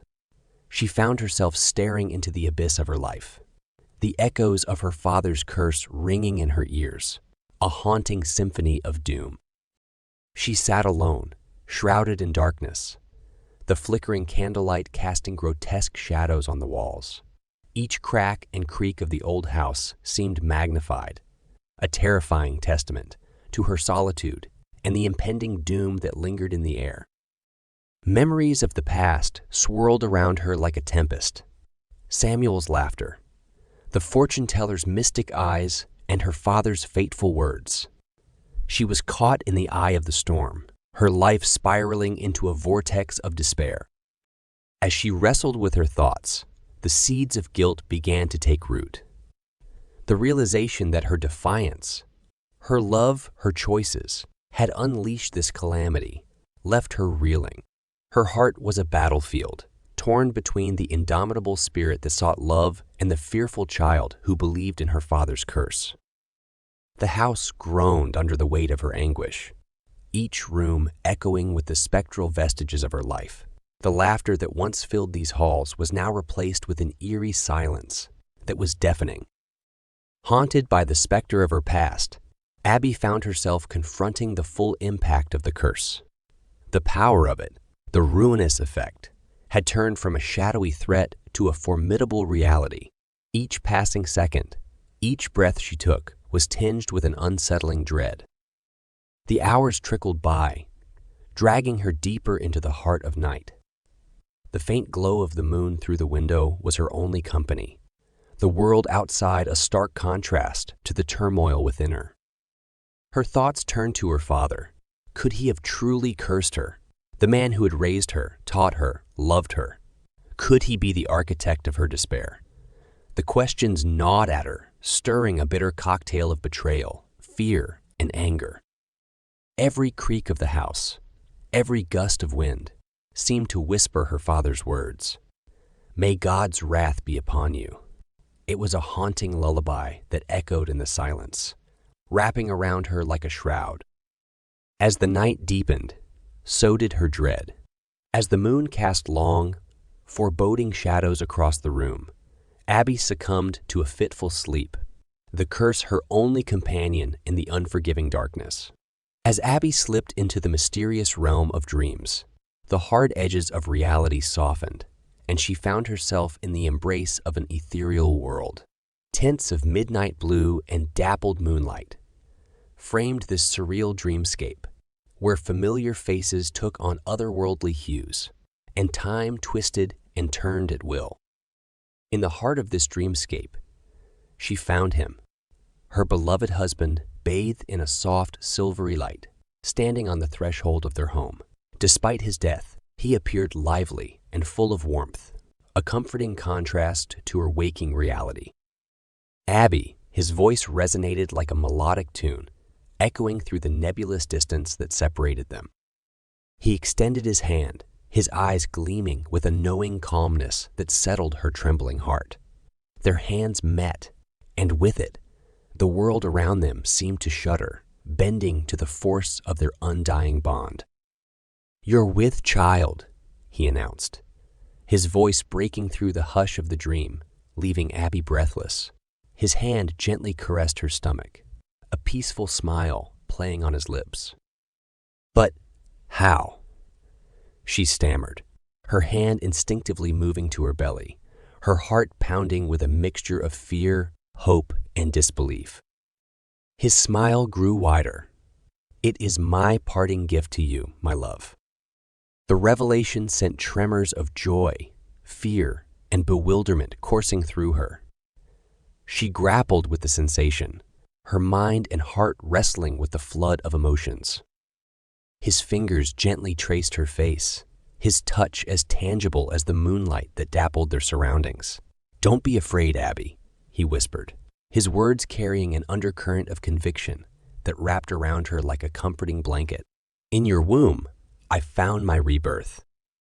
As his words hung in the air, they weaved an enchanting serenade, filling the dreamscape with a symphony of hope and love. The dream, once a landscape of shadows and uncertainties, now glowed with the promise of life. But as the dawn approached, their meeting grew shorter, the dreamscape melting away as the tendrils of reality started to creep in. Each time, he left her with a lingering kiss and a promise of his return, pulling her back from the precipice of despair. Night after night, Abby's sleep was punctuated with these visitations, each encounter a bittersweet dance between solace and sorrow. The dreams, while providing a respite from her harsh reality, also deepened her longing for her lost love and heightened her anticipation for the life growing within her. Each morning, as she woke up, she clutched her belly, half expecting her husband's touch to linger, his words echoing in the silent corners of the room. The specter of her dreams bled into her waking hours, blurring the lines between reality and fantasy, wrapping her world in an enigmatic shroud of anticipation, fear, and an intense yearning for the life yet to come. Under the harsh, sterile glow of the bathroom light, Abby stared at the pregnancy test in her trembling hands. The two tiny lines in the small window were a profound declaration, a sign of life blooming within her. A surreal feeling of disbelief washed over her as she set the stick down on the bathroom counter, the plastic surface echoing her shaking hands. She pressed a hand against her abdomen, the soft fabric of her shirt a mere veil between her and the tiny life beginning to take form.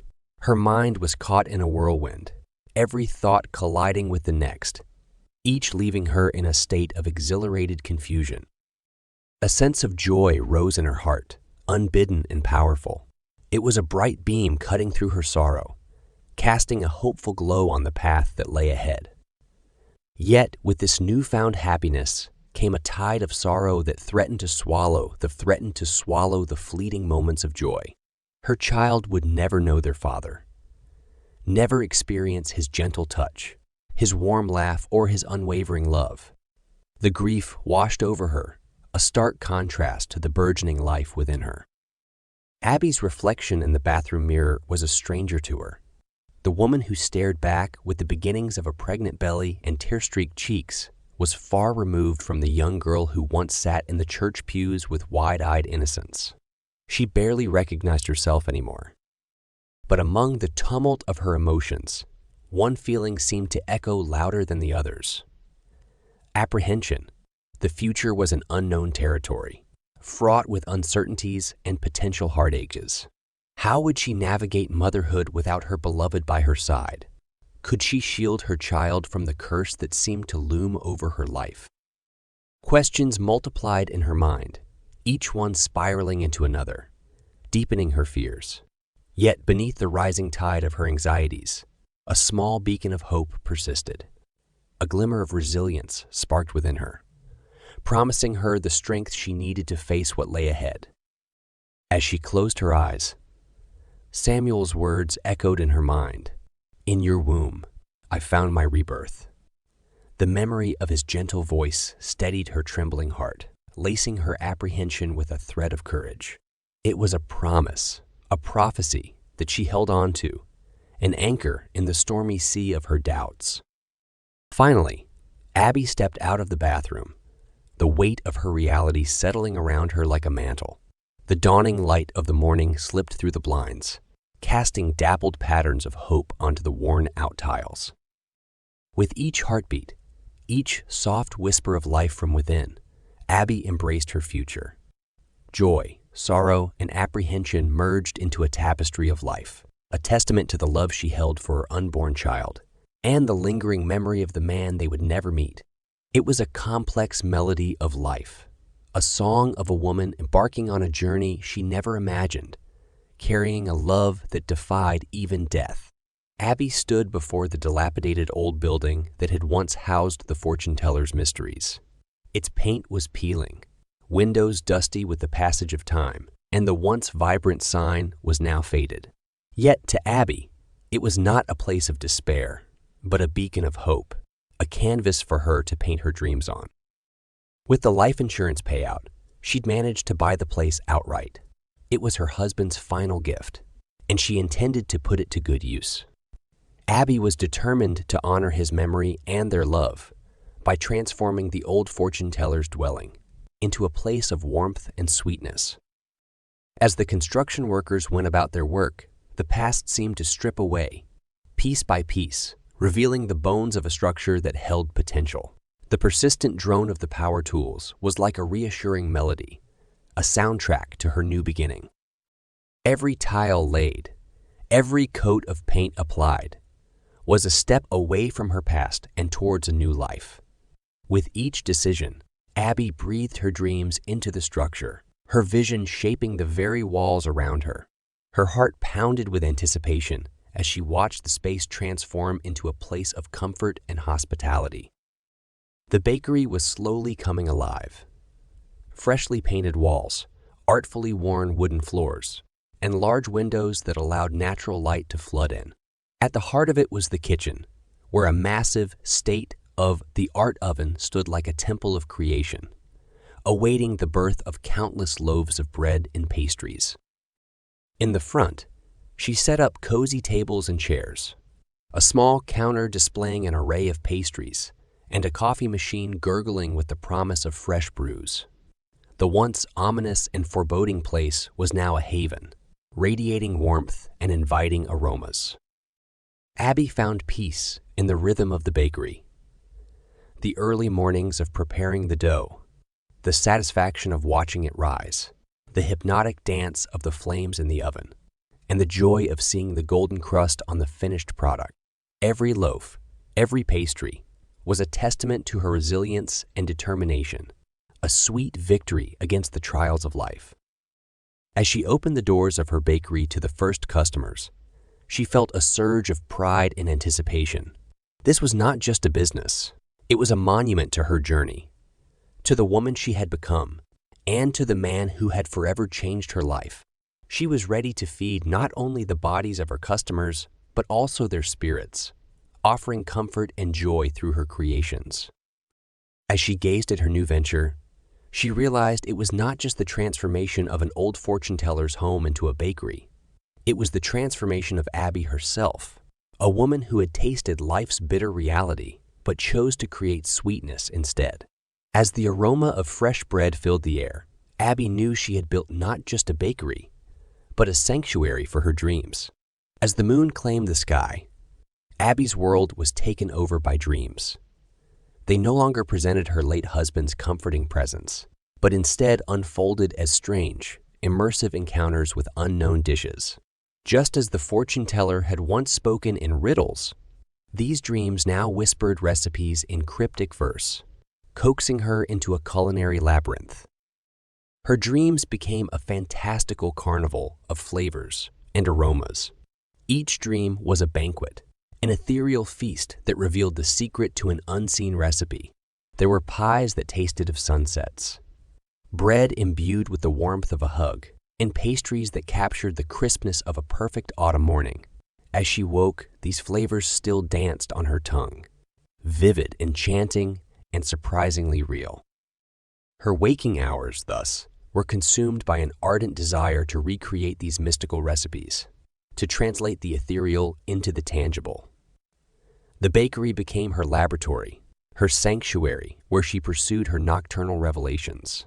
She would knead, mix, bake, again and again, the memory of each dream, recipe guiding her hands, chasing the elusive taste that was as real as it was imagined. The first time she successfully translated a dream into a baked good, a spiced fig bread, it was a revelation.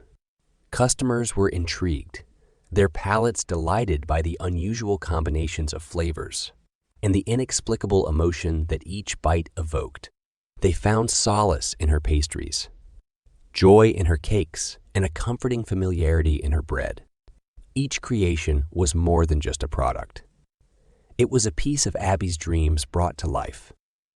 News of the mysterious bakery owned by a widow with magical recipes started to spread.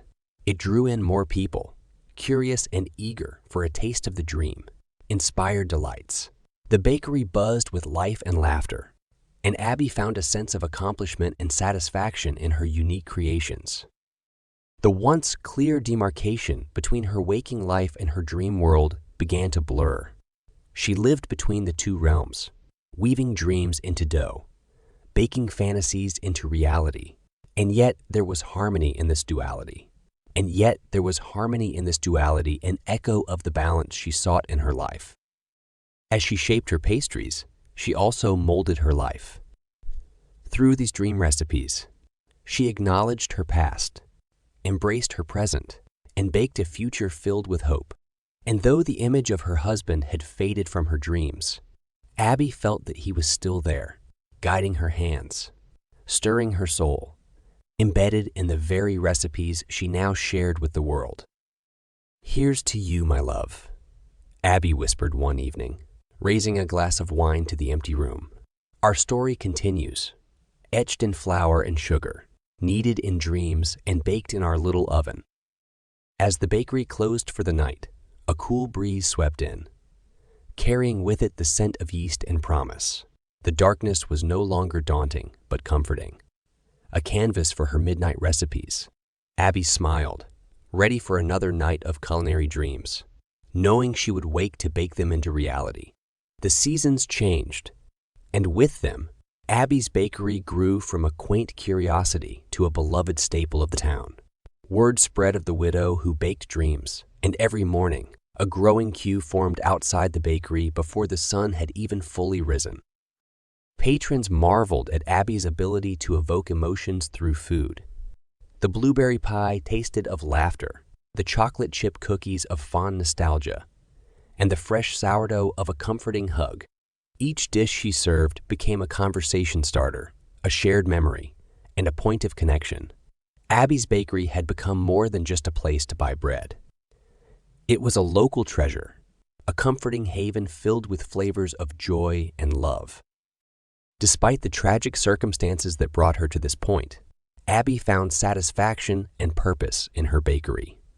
The aromatic symphony of bread in the oven, the happy murmur of customers, the ritualistic kneading and baking. Her bakery was like a love letter to her husband, etched in pastry and bread. And every customer who left her store with a smile was a testament to that enduring love. The bakery was her beacon amidst the despair, a sturdy vessel sailing through the turbulent waves of her grief.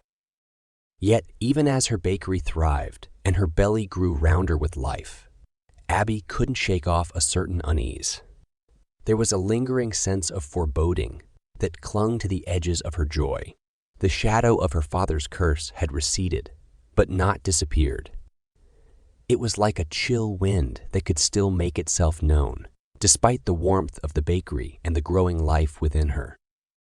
Towards the end of one particularly busy day, Abby paused and looked around the bustling bakery. The air was ripe with the yeasty aroma of baking bread, intermingled with the comforting notes of vanilla and cinnamon. Laughter and chatter filled the air, creating a symphony of joyous life. But as Abby looked at the joyful faces around her, the tiny knot of fear in her heart tightened.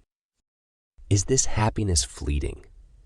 She wondered, her hand instinctively going to her rounded belly. Her unborn child, her husband's legacy kicked softly in response, as if to comfort her. Yet the sense of foreboding refused to recede, casting long shadows in the joyous light of her bakery. Abby's story was far from over, her battle with the curse not yet won. As the sun set on another successful day, Abby resolved to face whatever lay ahead. For her unborn child, for her late husband, and for the dream that now lived in the heart of her thriving bakery, she would stand strong. In the soft silence of the night, Abby found herself once again lost in the maze of her dreams. As the first anniversary of her son's birth approached, the images in her slumber grew more vivid, more real, and more haunting. The fortune teller, who had been absent from her dreams for quite some time, now returned. Her shrouded figure sat across a table, the glint of the crystal ball cutting through the mists of Abby's subconscious. Abby knew this setting. She knew these signs, and with a sinking feeling, she realized this was more than just a dream. It was another prediction. The fortune teller's eyes, ageless and inscrutable, bore into Abby's. Another sacrifice. Abby, she intoned, her voice echoing like a dirge in a cathedral.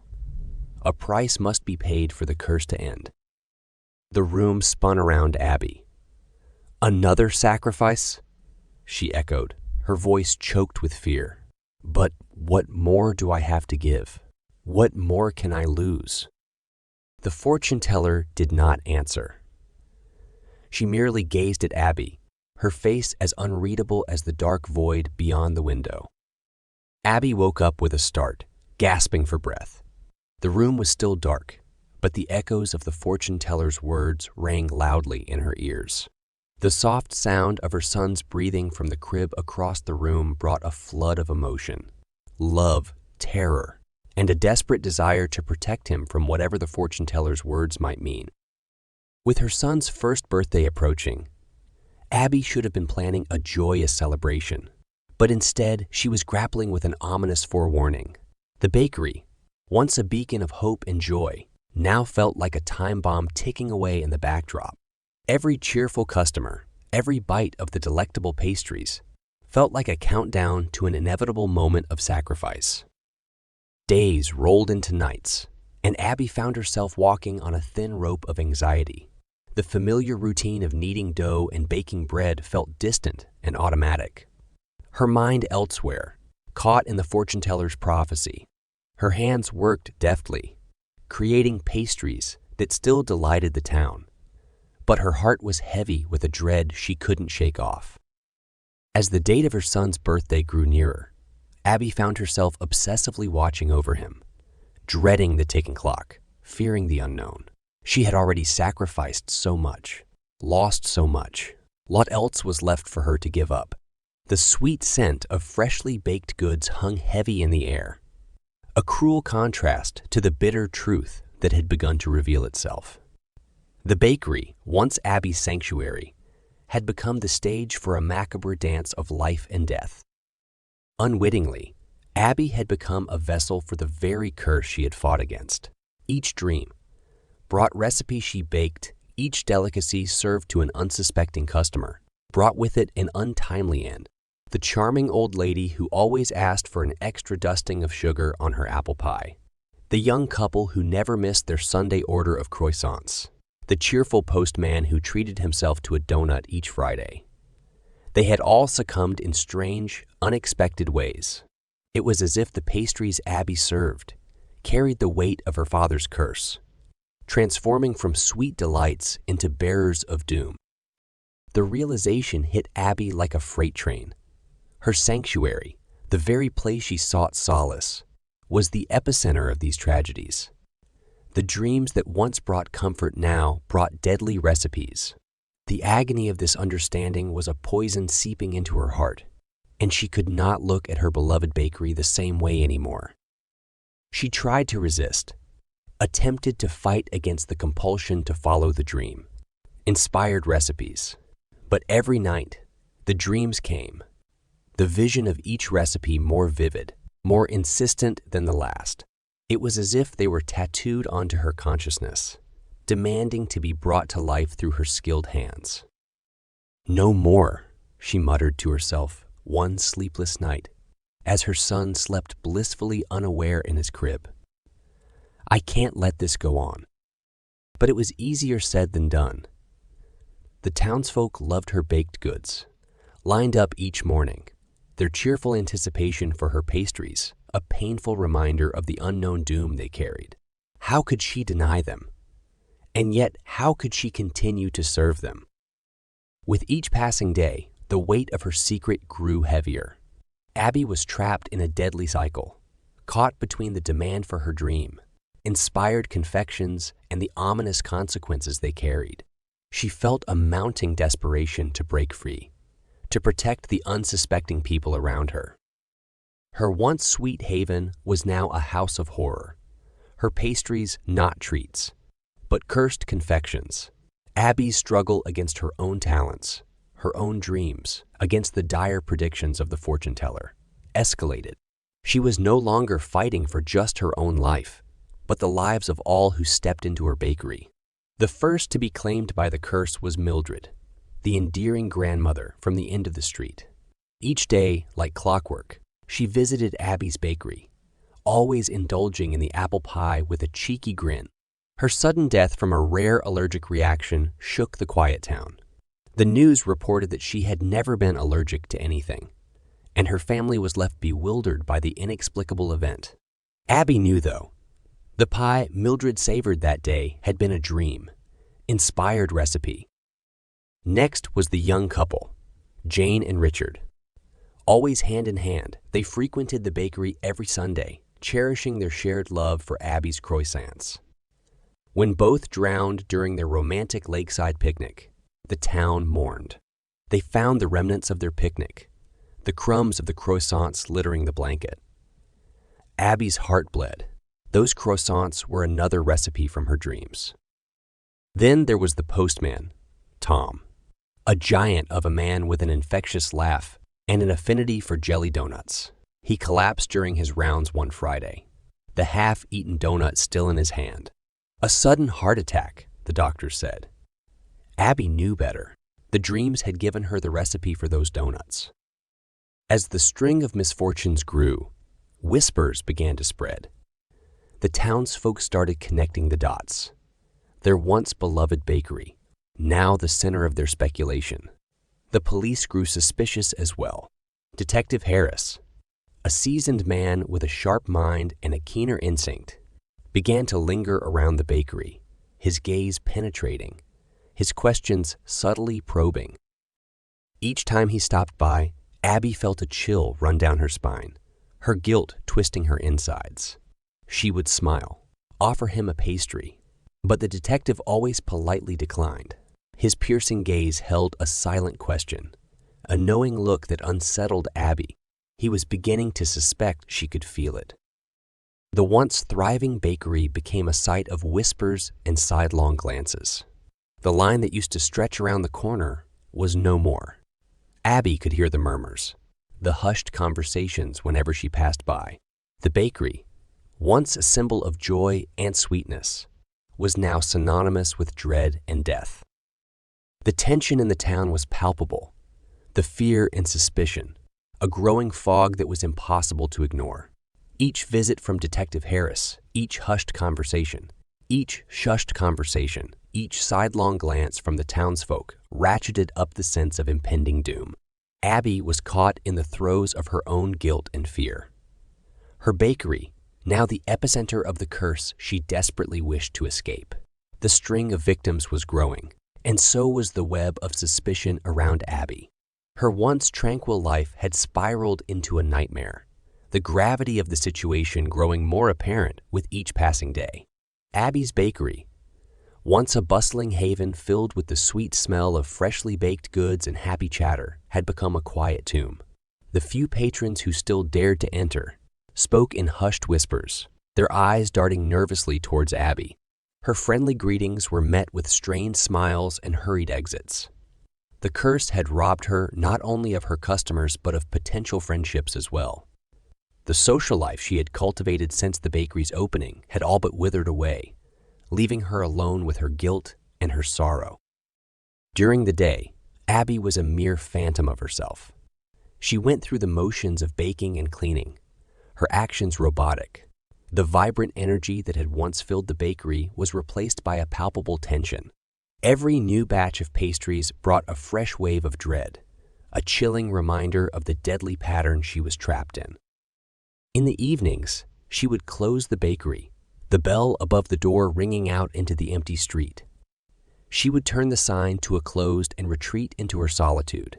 Each night, she'd sit in the back room, the walls closing in on her as the ticking of the clock echoed in her ears, counting down the seconds to her next dreaded dream.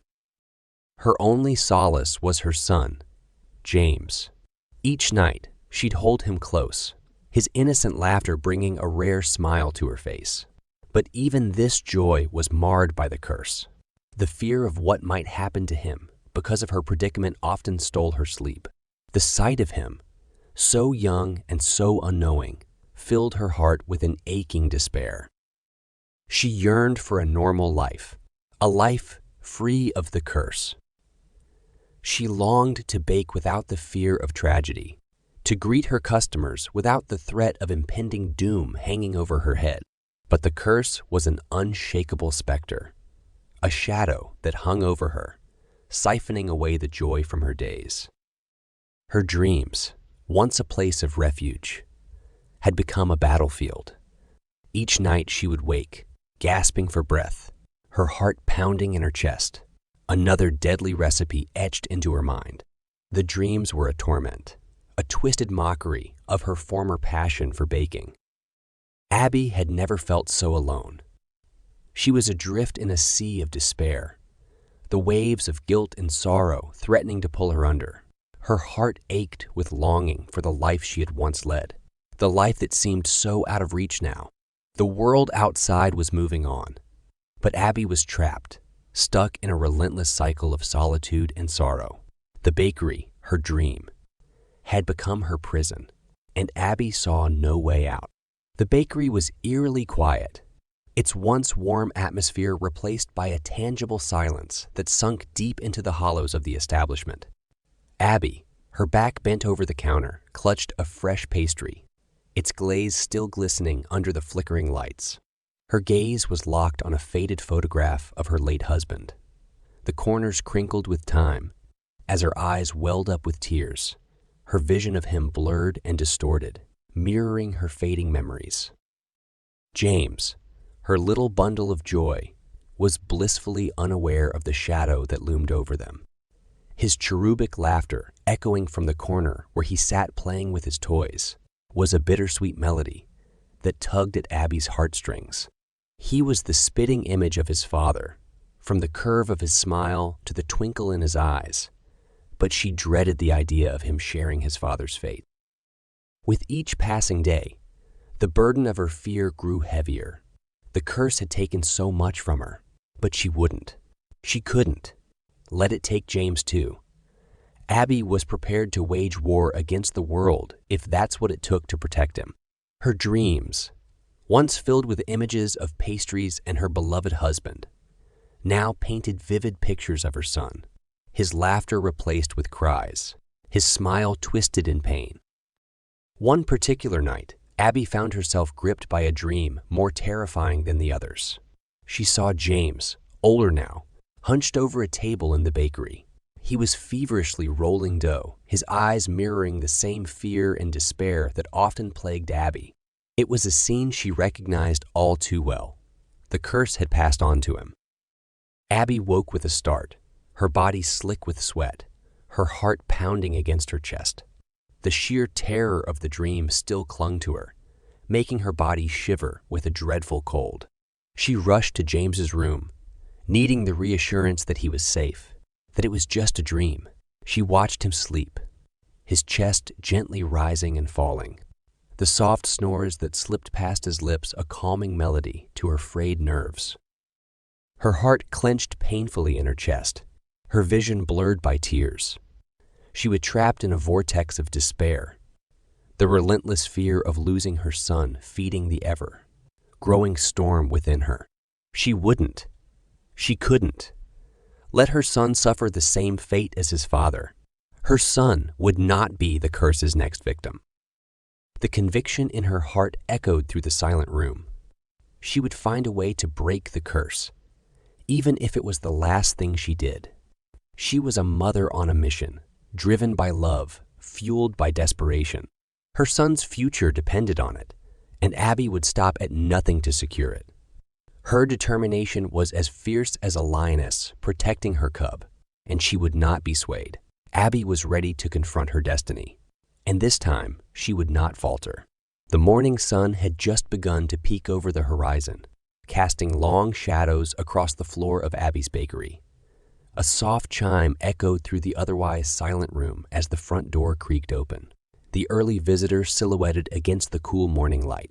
Abby, hands deep in dough, glanced up, her heart skipping a beat as she recognized the familiar figure. Helen. She breathed out in disbelief. Her sister, Helen, stood hesitantly by the entrance, her hands nervously wringing the strap of her bag. She looked older, the lines on her face deeper, her eyes carrying a weight that Abby had not seen before. They hadn't spoken since Abby's wedding, the differences in their beliefs straining their once close-knit bond. The sight of her now brought forth a surge of conflicting emotions: surprise, anxiety, relief, but above all, an ache for the comfort of familial bonds. Abby, Helen responded, her voice soft and tentative as if afraid her presence would shatter the delicate peace of the morning. She hesitated for a moment before stepping further into the bakery, her eyes scanning the room with a touch of awe and a hint of sorrow. I heard about everything. I came as soon as I could. A profound silence fell upon the room, the unspoken words hanging heavily between them. Abby wiped her flour, covered hands on her apron, her gaze never leaving her sister. I didn't expect you to come, she confessed, her voice barely a whisper. I know, Helen replied, her eyes meeting Abby's, revealing a well of regret and longing. I should have been here sooner. As the sisters navigated their way around the stiffness of their reunion, the bakery became a backdrop to their healing. They talked, reminisced, avoided certain topics, laughed, and even shed a few tears. It was awkward and painful at times, yet cathartic. Helen, who had always been a part of Abby's past, was now stepping into her present, attempting to bridge the gap that time and differences had created. Helen, curious about Abby's newfound life, probed gently about her bakery, her dreams, and her son, James. Abby, though initially guarded, slowly let down her walls, the presence of her sister acting as a soothing balm to her tormented soul. She shared her struggles, her fears, her little triumphs, and her undying love for her son. The conversation, though filled with tensions and occasional pauses, brought forth a semblance of normalcy that Abby had been craving. The day started like any other, with the aroma of baking bread filling the air and the soft hum of the oven in the background. Abby was rolling out dough when her phone buzzed, an unknown number flashing on the screen. Hesitating for a moment, she wiped her hands on her apron and picked up the call, her voice echoing slightly in the silence of the bakery. The voice on the other end was unfamiliar, cold, and official. "Is this Abigail Denson?" It inquired, the inflectionless tone adding a layer of frost to Abby's spine. With a quick affirmation, the caller proceeded to drop the proverbial bomb, the words resonating in her ears like a death knell. "I'm sorry to inform you, Miss Denson. Your sister Helen. She's been found dead. Preliminary findings indicate suicide." The world around Abby seemed to freeze. The dough, now forgotten, lay on the table, and the phone slipped from her hand, clattering onto the hard floor. Her legs gave way, and she collapsed onto a nearby chair, her mind reeling from the news. "Helen," Abby murmured, the name bitter on her tongue, heavy in her heart. She had just started mending their relationship. They had just started talking again. The memory of Helen's visit, her sorrow, filled eyes, her quiet regret. It all swam before Abby's eyes. Was it her fault? Had her curse claimed Helen as well? These questions gnawed at her, adding to the mounting guilt she carried. Abby's world, already heavy with her father's curse, now carried the weight of her sister's untimely death. She spent the rest of the day in a daze, her grief settling like a shroud over her. The bakery remained closed, the lights dimmed, and the scent of bread gradually dissipated, replaced by an all-encompassing silence. Abby was alone again, the loneliness more acute, more painful. The night brought no respite as Abby grappled with her loss. The house, already silent after the death of her husband, was now echoing with the absence of another loved one. Abby lay awake, staring at the ceiling, Helen's face etched in her mind. The unshed tears stung her eyes, but the pain was a welcome distraction from the hollow emptiness that was settling within her. The funeral was a quiet, somber affair, a stark contrast to the once vibrant life that was Helen. The sun hid behind gloomy clouds, as though nature itself was mourning the loss. Abby stood with the rest of the Foster family, each wrapped in their own cocoon of sorrow. Their collective grief was palpable, the atmosphere heavy and still. Her parents, much older now, their faces etched with the lines of hardship and loss, were silent. The usual cold disapproval that Abby had come to associate with them had disappeared, replaced with a silent acceptance. Their daughter was gone, and the trivial differences of the past seemed insignificant in the face of such a loss. Abby found herself standing next to her mother, their hands brushed, the contact bringing a fleeting spark of shared sorrow. Abby's mother looked at her, her eyes softened, the hard edges of disapproval blunted by grief. It was a small, simple gesture, but for Abby, it was an olive branch. "Helen spoke fondly of you," her mother whispered, her voice barely reaching Abby over the soft murmur of the crowd. "She missed you." Abby felt a lump in her throat, her grief wrapped around her like a cloak. The funeral proceeded, the soft words of Pastor White echoing in the silent graveyard. A light rain began to fall, gentle drops falling onto the casket, the mourners, the flowers. It was as if the heavens themselves were weeping for Helen. The family gathered at the Foster house after the funeral, the normally lively home, now echoing with the ghost of Helen's laughter. Abby found herself drifting, a specter among the living. Her father, Once the robust patriarch now seemed smaller, quieter. When his gaze met Abby's, she saw a mirror of her own pain and regret.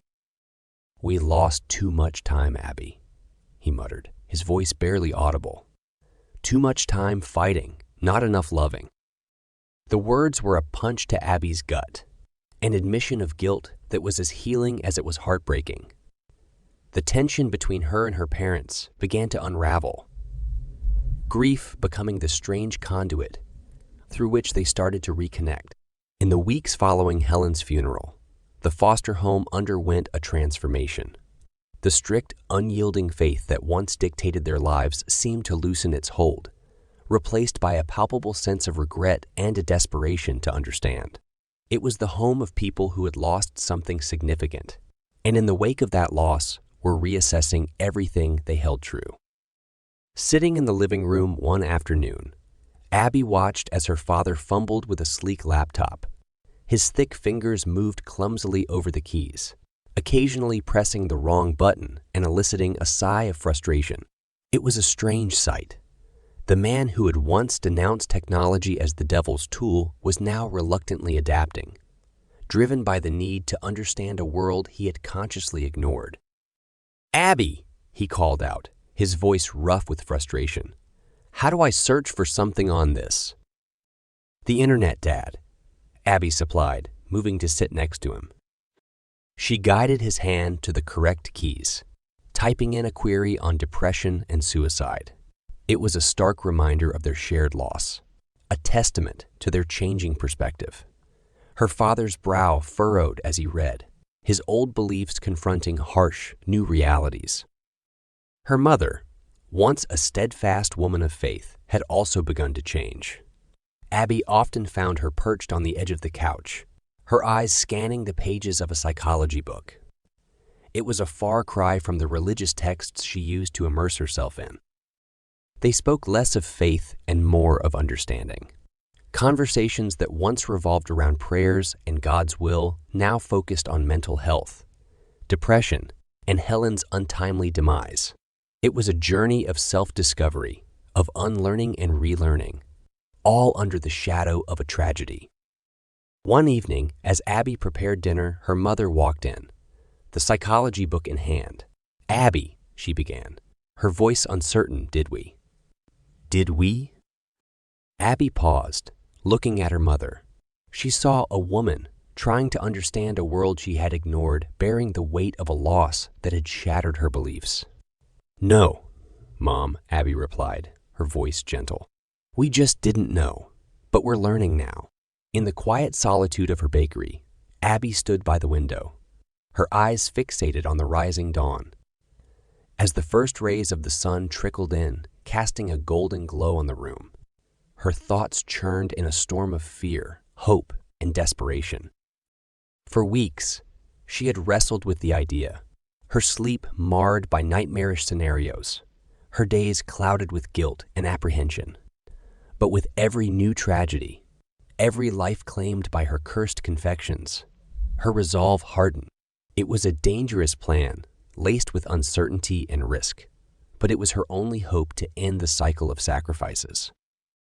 It began with an invitation, a simple request for her parents to join her for a meal. But behind the casual facade, Abby was preparing to walk a tightrope that teetered between freeing her family from the curse and pushing them further into its clutches. As she kneaded the dough for the evening's bread, Abby's heart pounded a rhythm of anxiety. What if her parents were the next victims of the curse? The thought of her mother and father lying cold and lifeless, like her husband and Helen, filled her with a paralyzing fear. But there was an equal measure of determination. If her parents consumed the meal, they would be tied to the curse, and perhaps the chain of sacrifices would finally end. Her eyes filled with tears as she remembered her husband's words, echoed in her dreams. Every curse has a sacrifice. Every sacrifice. Every sacrifice. A purpose.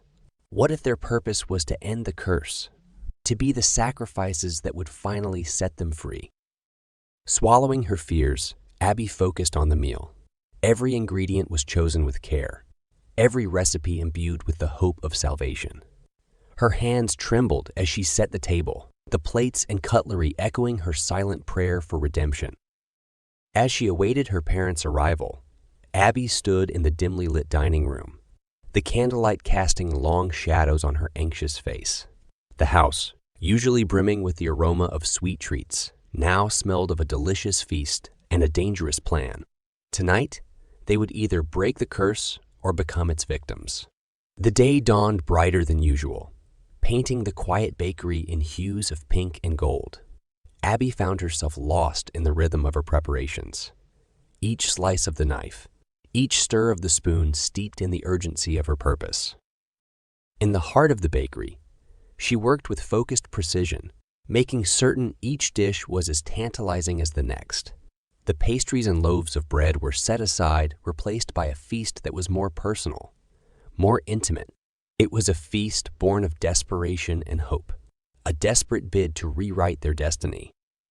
As the afternoon faded into evening, the tantalizing aroma of the meal filled the house. Abby set the table, her heart aching for a fleeting moment of normalcy. She longed for the simplicity of family dinners, of laughter and conversation that echoed within these walls. But tonight, the stakes were too high. The chime of the doorbell sent a jolt through her. Her parents stood at the threshold, their faces a blend of surprise and cautious hope. Their eyes took in the transformation of the place that had once housed the eccentric fortune teller, now a thriving bakery and Abby's sanctuary.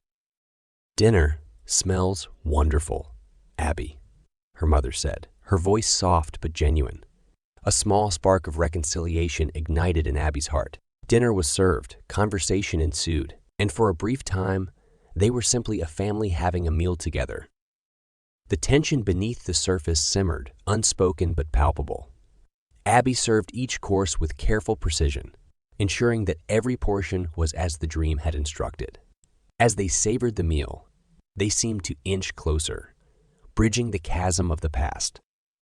In those fleeting moments, there was a veneer of normalcy, a deceptive tranquility that echoed the calm before the storm. They talked, they laughed, and they shared stories. It was an illusion Abby clung to, a facade she was desperate to make real. But underneath it all, the undercurrent of the curse swirled ominously. As they retired for the night, Abby couldn't shake off the ominous feeling that had settled in her heart. This feast of reconciliation was but the eye of the storm, and the winds of change were fast approaching. The dinner plates had been cleared, replaced by mugs of hot cocoa, creating a bubble of warmth against the chill of the night outside. Abby watched as her parents took turns holding her son, their faces filled with love and delight. There was a softness to them that Abby had never seen before, a gentleness that radiated like a warm hearth.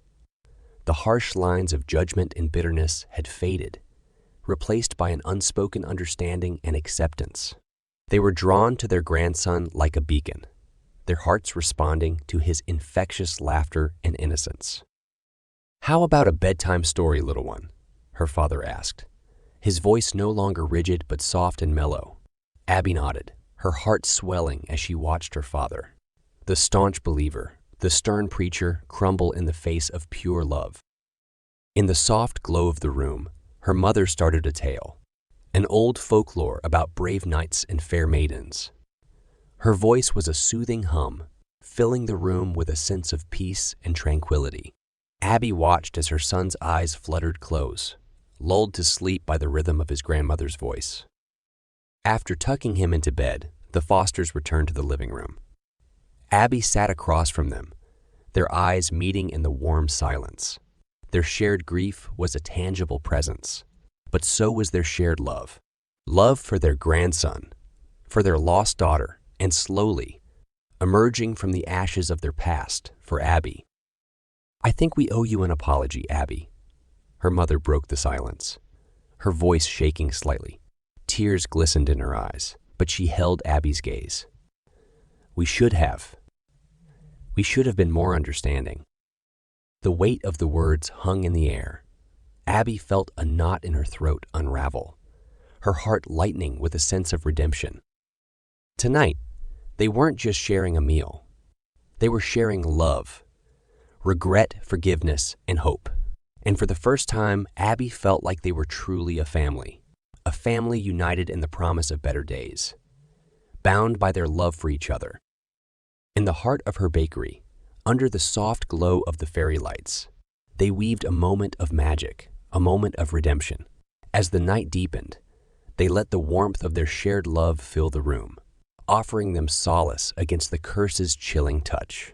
Abby hugged her son tightly in her arms, his soft coos breaking her thoughts as she watched her parents leave her home, her mother cradling the homemade blackberry pie Abby had made as a parting gift. Her father, typically a man of few words, surprised Abby by placing a firm hand on her shoulder. "Thank you for tonight, Abby," he said, his voice gruff with unshed tears. "We needed this." It was the closest thing to a reconciliation Abby had received, and she felt a glimmer of hope. Could they finally be mending their relationship? Could there be a new beginning in sight? However, a cold gust of foreboding blew through her heart, chilling the hope that had dared to bloom. Hours later, the call came. The voice on the other end of the line was clinical, detached. It spoke of a gas leak and an unfortunate choice to smoke a cigar next to the gas line. It spoke of an instantaneous explosion that left no room for suffering. It spoke of her parents' unexpected demise. The words fell around Abby like shards of glass, each one cutting into her soul with cruel precision. The phone slipped from her hand, clattering onto the floor, but Abby barely noticed. Her world was collapsing around her, imploding with the weight of the devastating news. She stumbled back, her knees buckling as she fell onto the sofa. Her son, oblivious to the tragedy that had just befallen them, continued to play with his toy cars on the living room floor. Abby watched him, her eyes welling up with tears. His innocent laughter was a stark contrast to the grief that was threatening to consume her. It was the final sacrifice. The prophecy had come true, the fortune teller's words echoing in her mind. Her desperate attempt to protect her son, to save him from the curse that had plagued her life, had come at a price too high to bear. Her mind was a storm of guilt and grief. But amidst it all, Abby felt a sense of sickening dread. Was this truly the end of the curse, or just another twist in its cruel design? The gravity of the curse's power, the lives it had claimed, was horrifying. The realization of the final sacrifice formed a dark, desperate anthem that drummed in her heart. Her world was splintered, fragmented into 1,000 painful pieces. But amidst the chaos, Abby clung onto one thing: her son. He was her anchor, the singular beacon of hope in her shattered world, the ultimate symbol of the curse's devastating power, and yet the embodiment of her indomitable will to survive. She held him close, his tiny heartbeat a lifeline against the tidal wave of despair. As tears streamed down her face, she whispered promises into the night. Promises of safety, of love, of a life free from the shadow of the curse. The sacrifices had been made, the final chapter of the curse written in the blood of her loved ones. It was a conclusion as tragic as it was terrifying, leaving behind a trail of broken dreams and a mother's shattered heart. A gray dawn spilled through the window, painting the room in somber hues. The morning light fell on Abby, who had spent the night in solitude, grappling with the staggering loss. Her teardrops, now dried, were the only testament to the silent sorrow that had unfolded in the quiet hours of the morning. Her son, in his crib, was blissfully unaware of the storm that had swept through their lives. With the dawn came a slow, creeping understanding. Her parents' untimely deaths had been the curse's final demand, the last sacrifice required to free her from its merciless grip. The curse, a malevolent puppeteer that had controlled her life, was no more. A torrent of emotions surged through her: grief and relief, love and guilt, fear and liberation. It was a heady mix, one that threatened to pull her under. Abby sat at the kitchen table, her fingers tracing the now cold cup of coffee in front of her. The house was eerily silent, amplifying the chaos in her mind. The tears were unexpected, welling up in her eyes before spilling over, tracing hot paths down her cheeks. But these weren't just tears of grief. They were tears of gratitude, of release, of acceptance. The cruel cycle of sacrifices had been broken. In its wake, it had left devastation, but it had also paved the path for a fresh start. Abby stood up, her gaze falling on her reflection in the mirror across the room. A woman looked back at her, a woman who'd been hardened by trials, who had witnessed deaths and borne the brunt of a curse, a woman who had survived. Slowly, she walked to her son's crib, her heart pounding in her chest. As she looked down at him, his eyes fluttered open, a tiny smile playing on his lips as he recognized his mother. Abby bent down, her lips pressing a soft kiss to his forehead. "It's over," she whispered, her voice barely above a whisper. "It's finally over." The finality of her words hung in the air, settling around them like a comforting blanket. The curse had demanded its last sacrifice, leaving Abby with a painful legacy, but also with a promise of a new dawn. As the first rays of the sun pierced the horizon, Abby held her son closer, feeling the stirrings of hope in her heart. The road to recovery was going to be long and winding, filled with memories and echoes of the past. But Abby was ready to walk it, for herself, for her son, and for the loved ones she had lost to the curse. The chapter of the curse had ended, but Abby's story was far from over. In the face of despair, she had found strength, and in loss, she had found the will to move forward. The curse was broken, and with its end, Abby was finally free.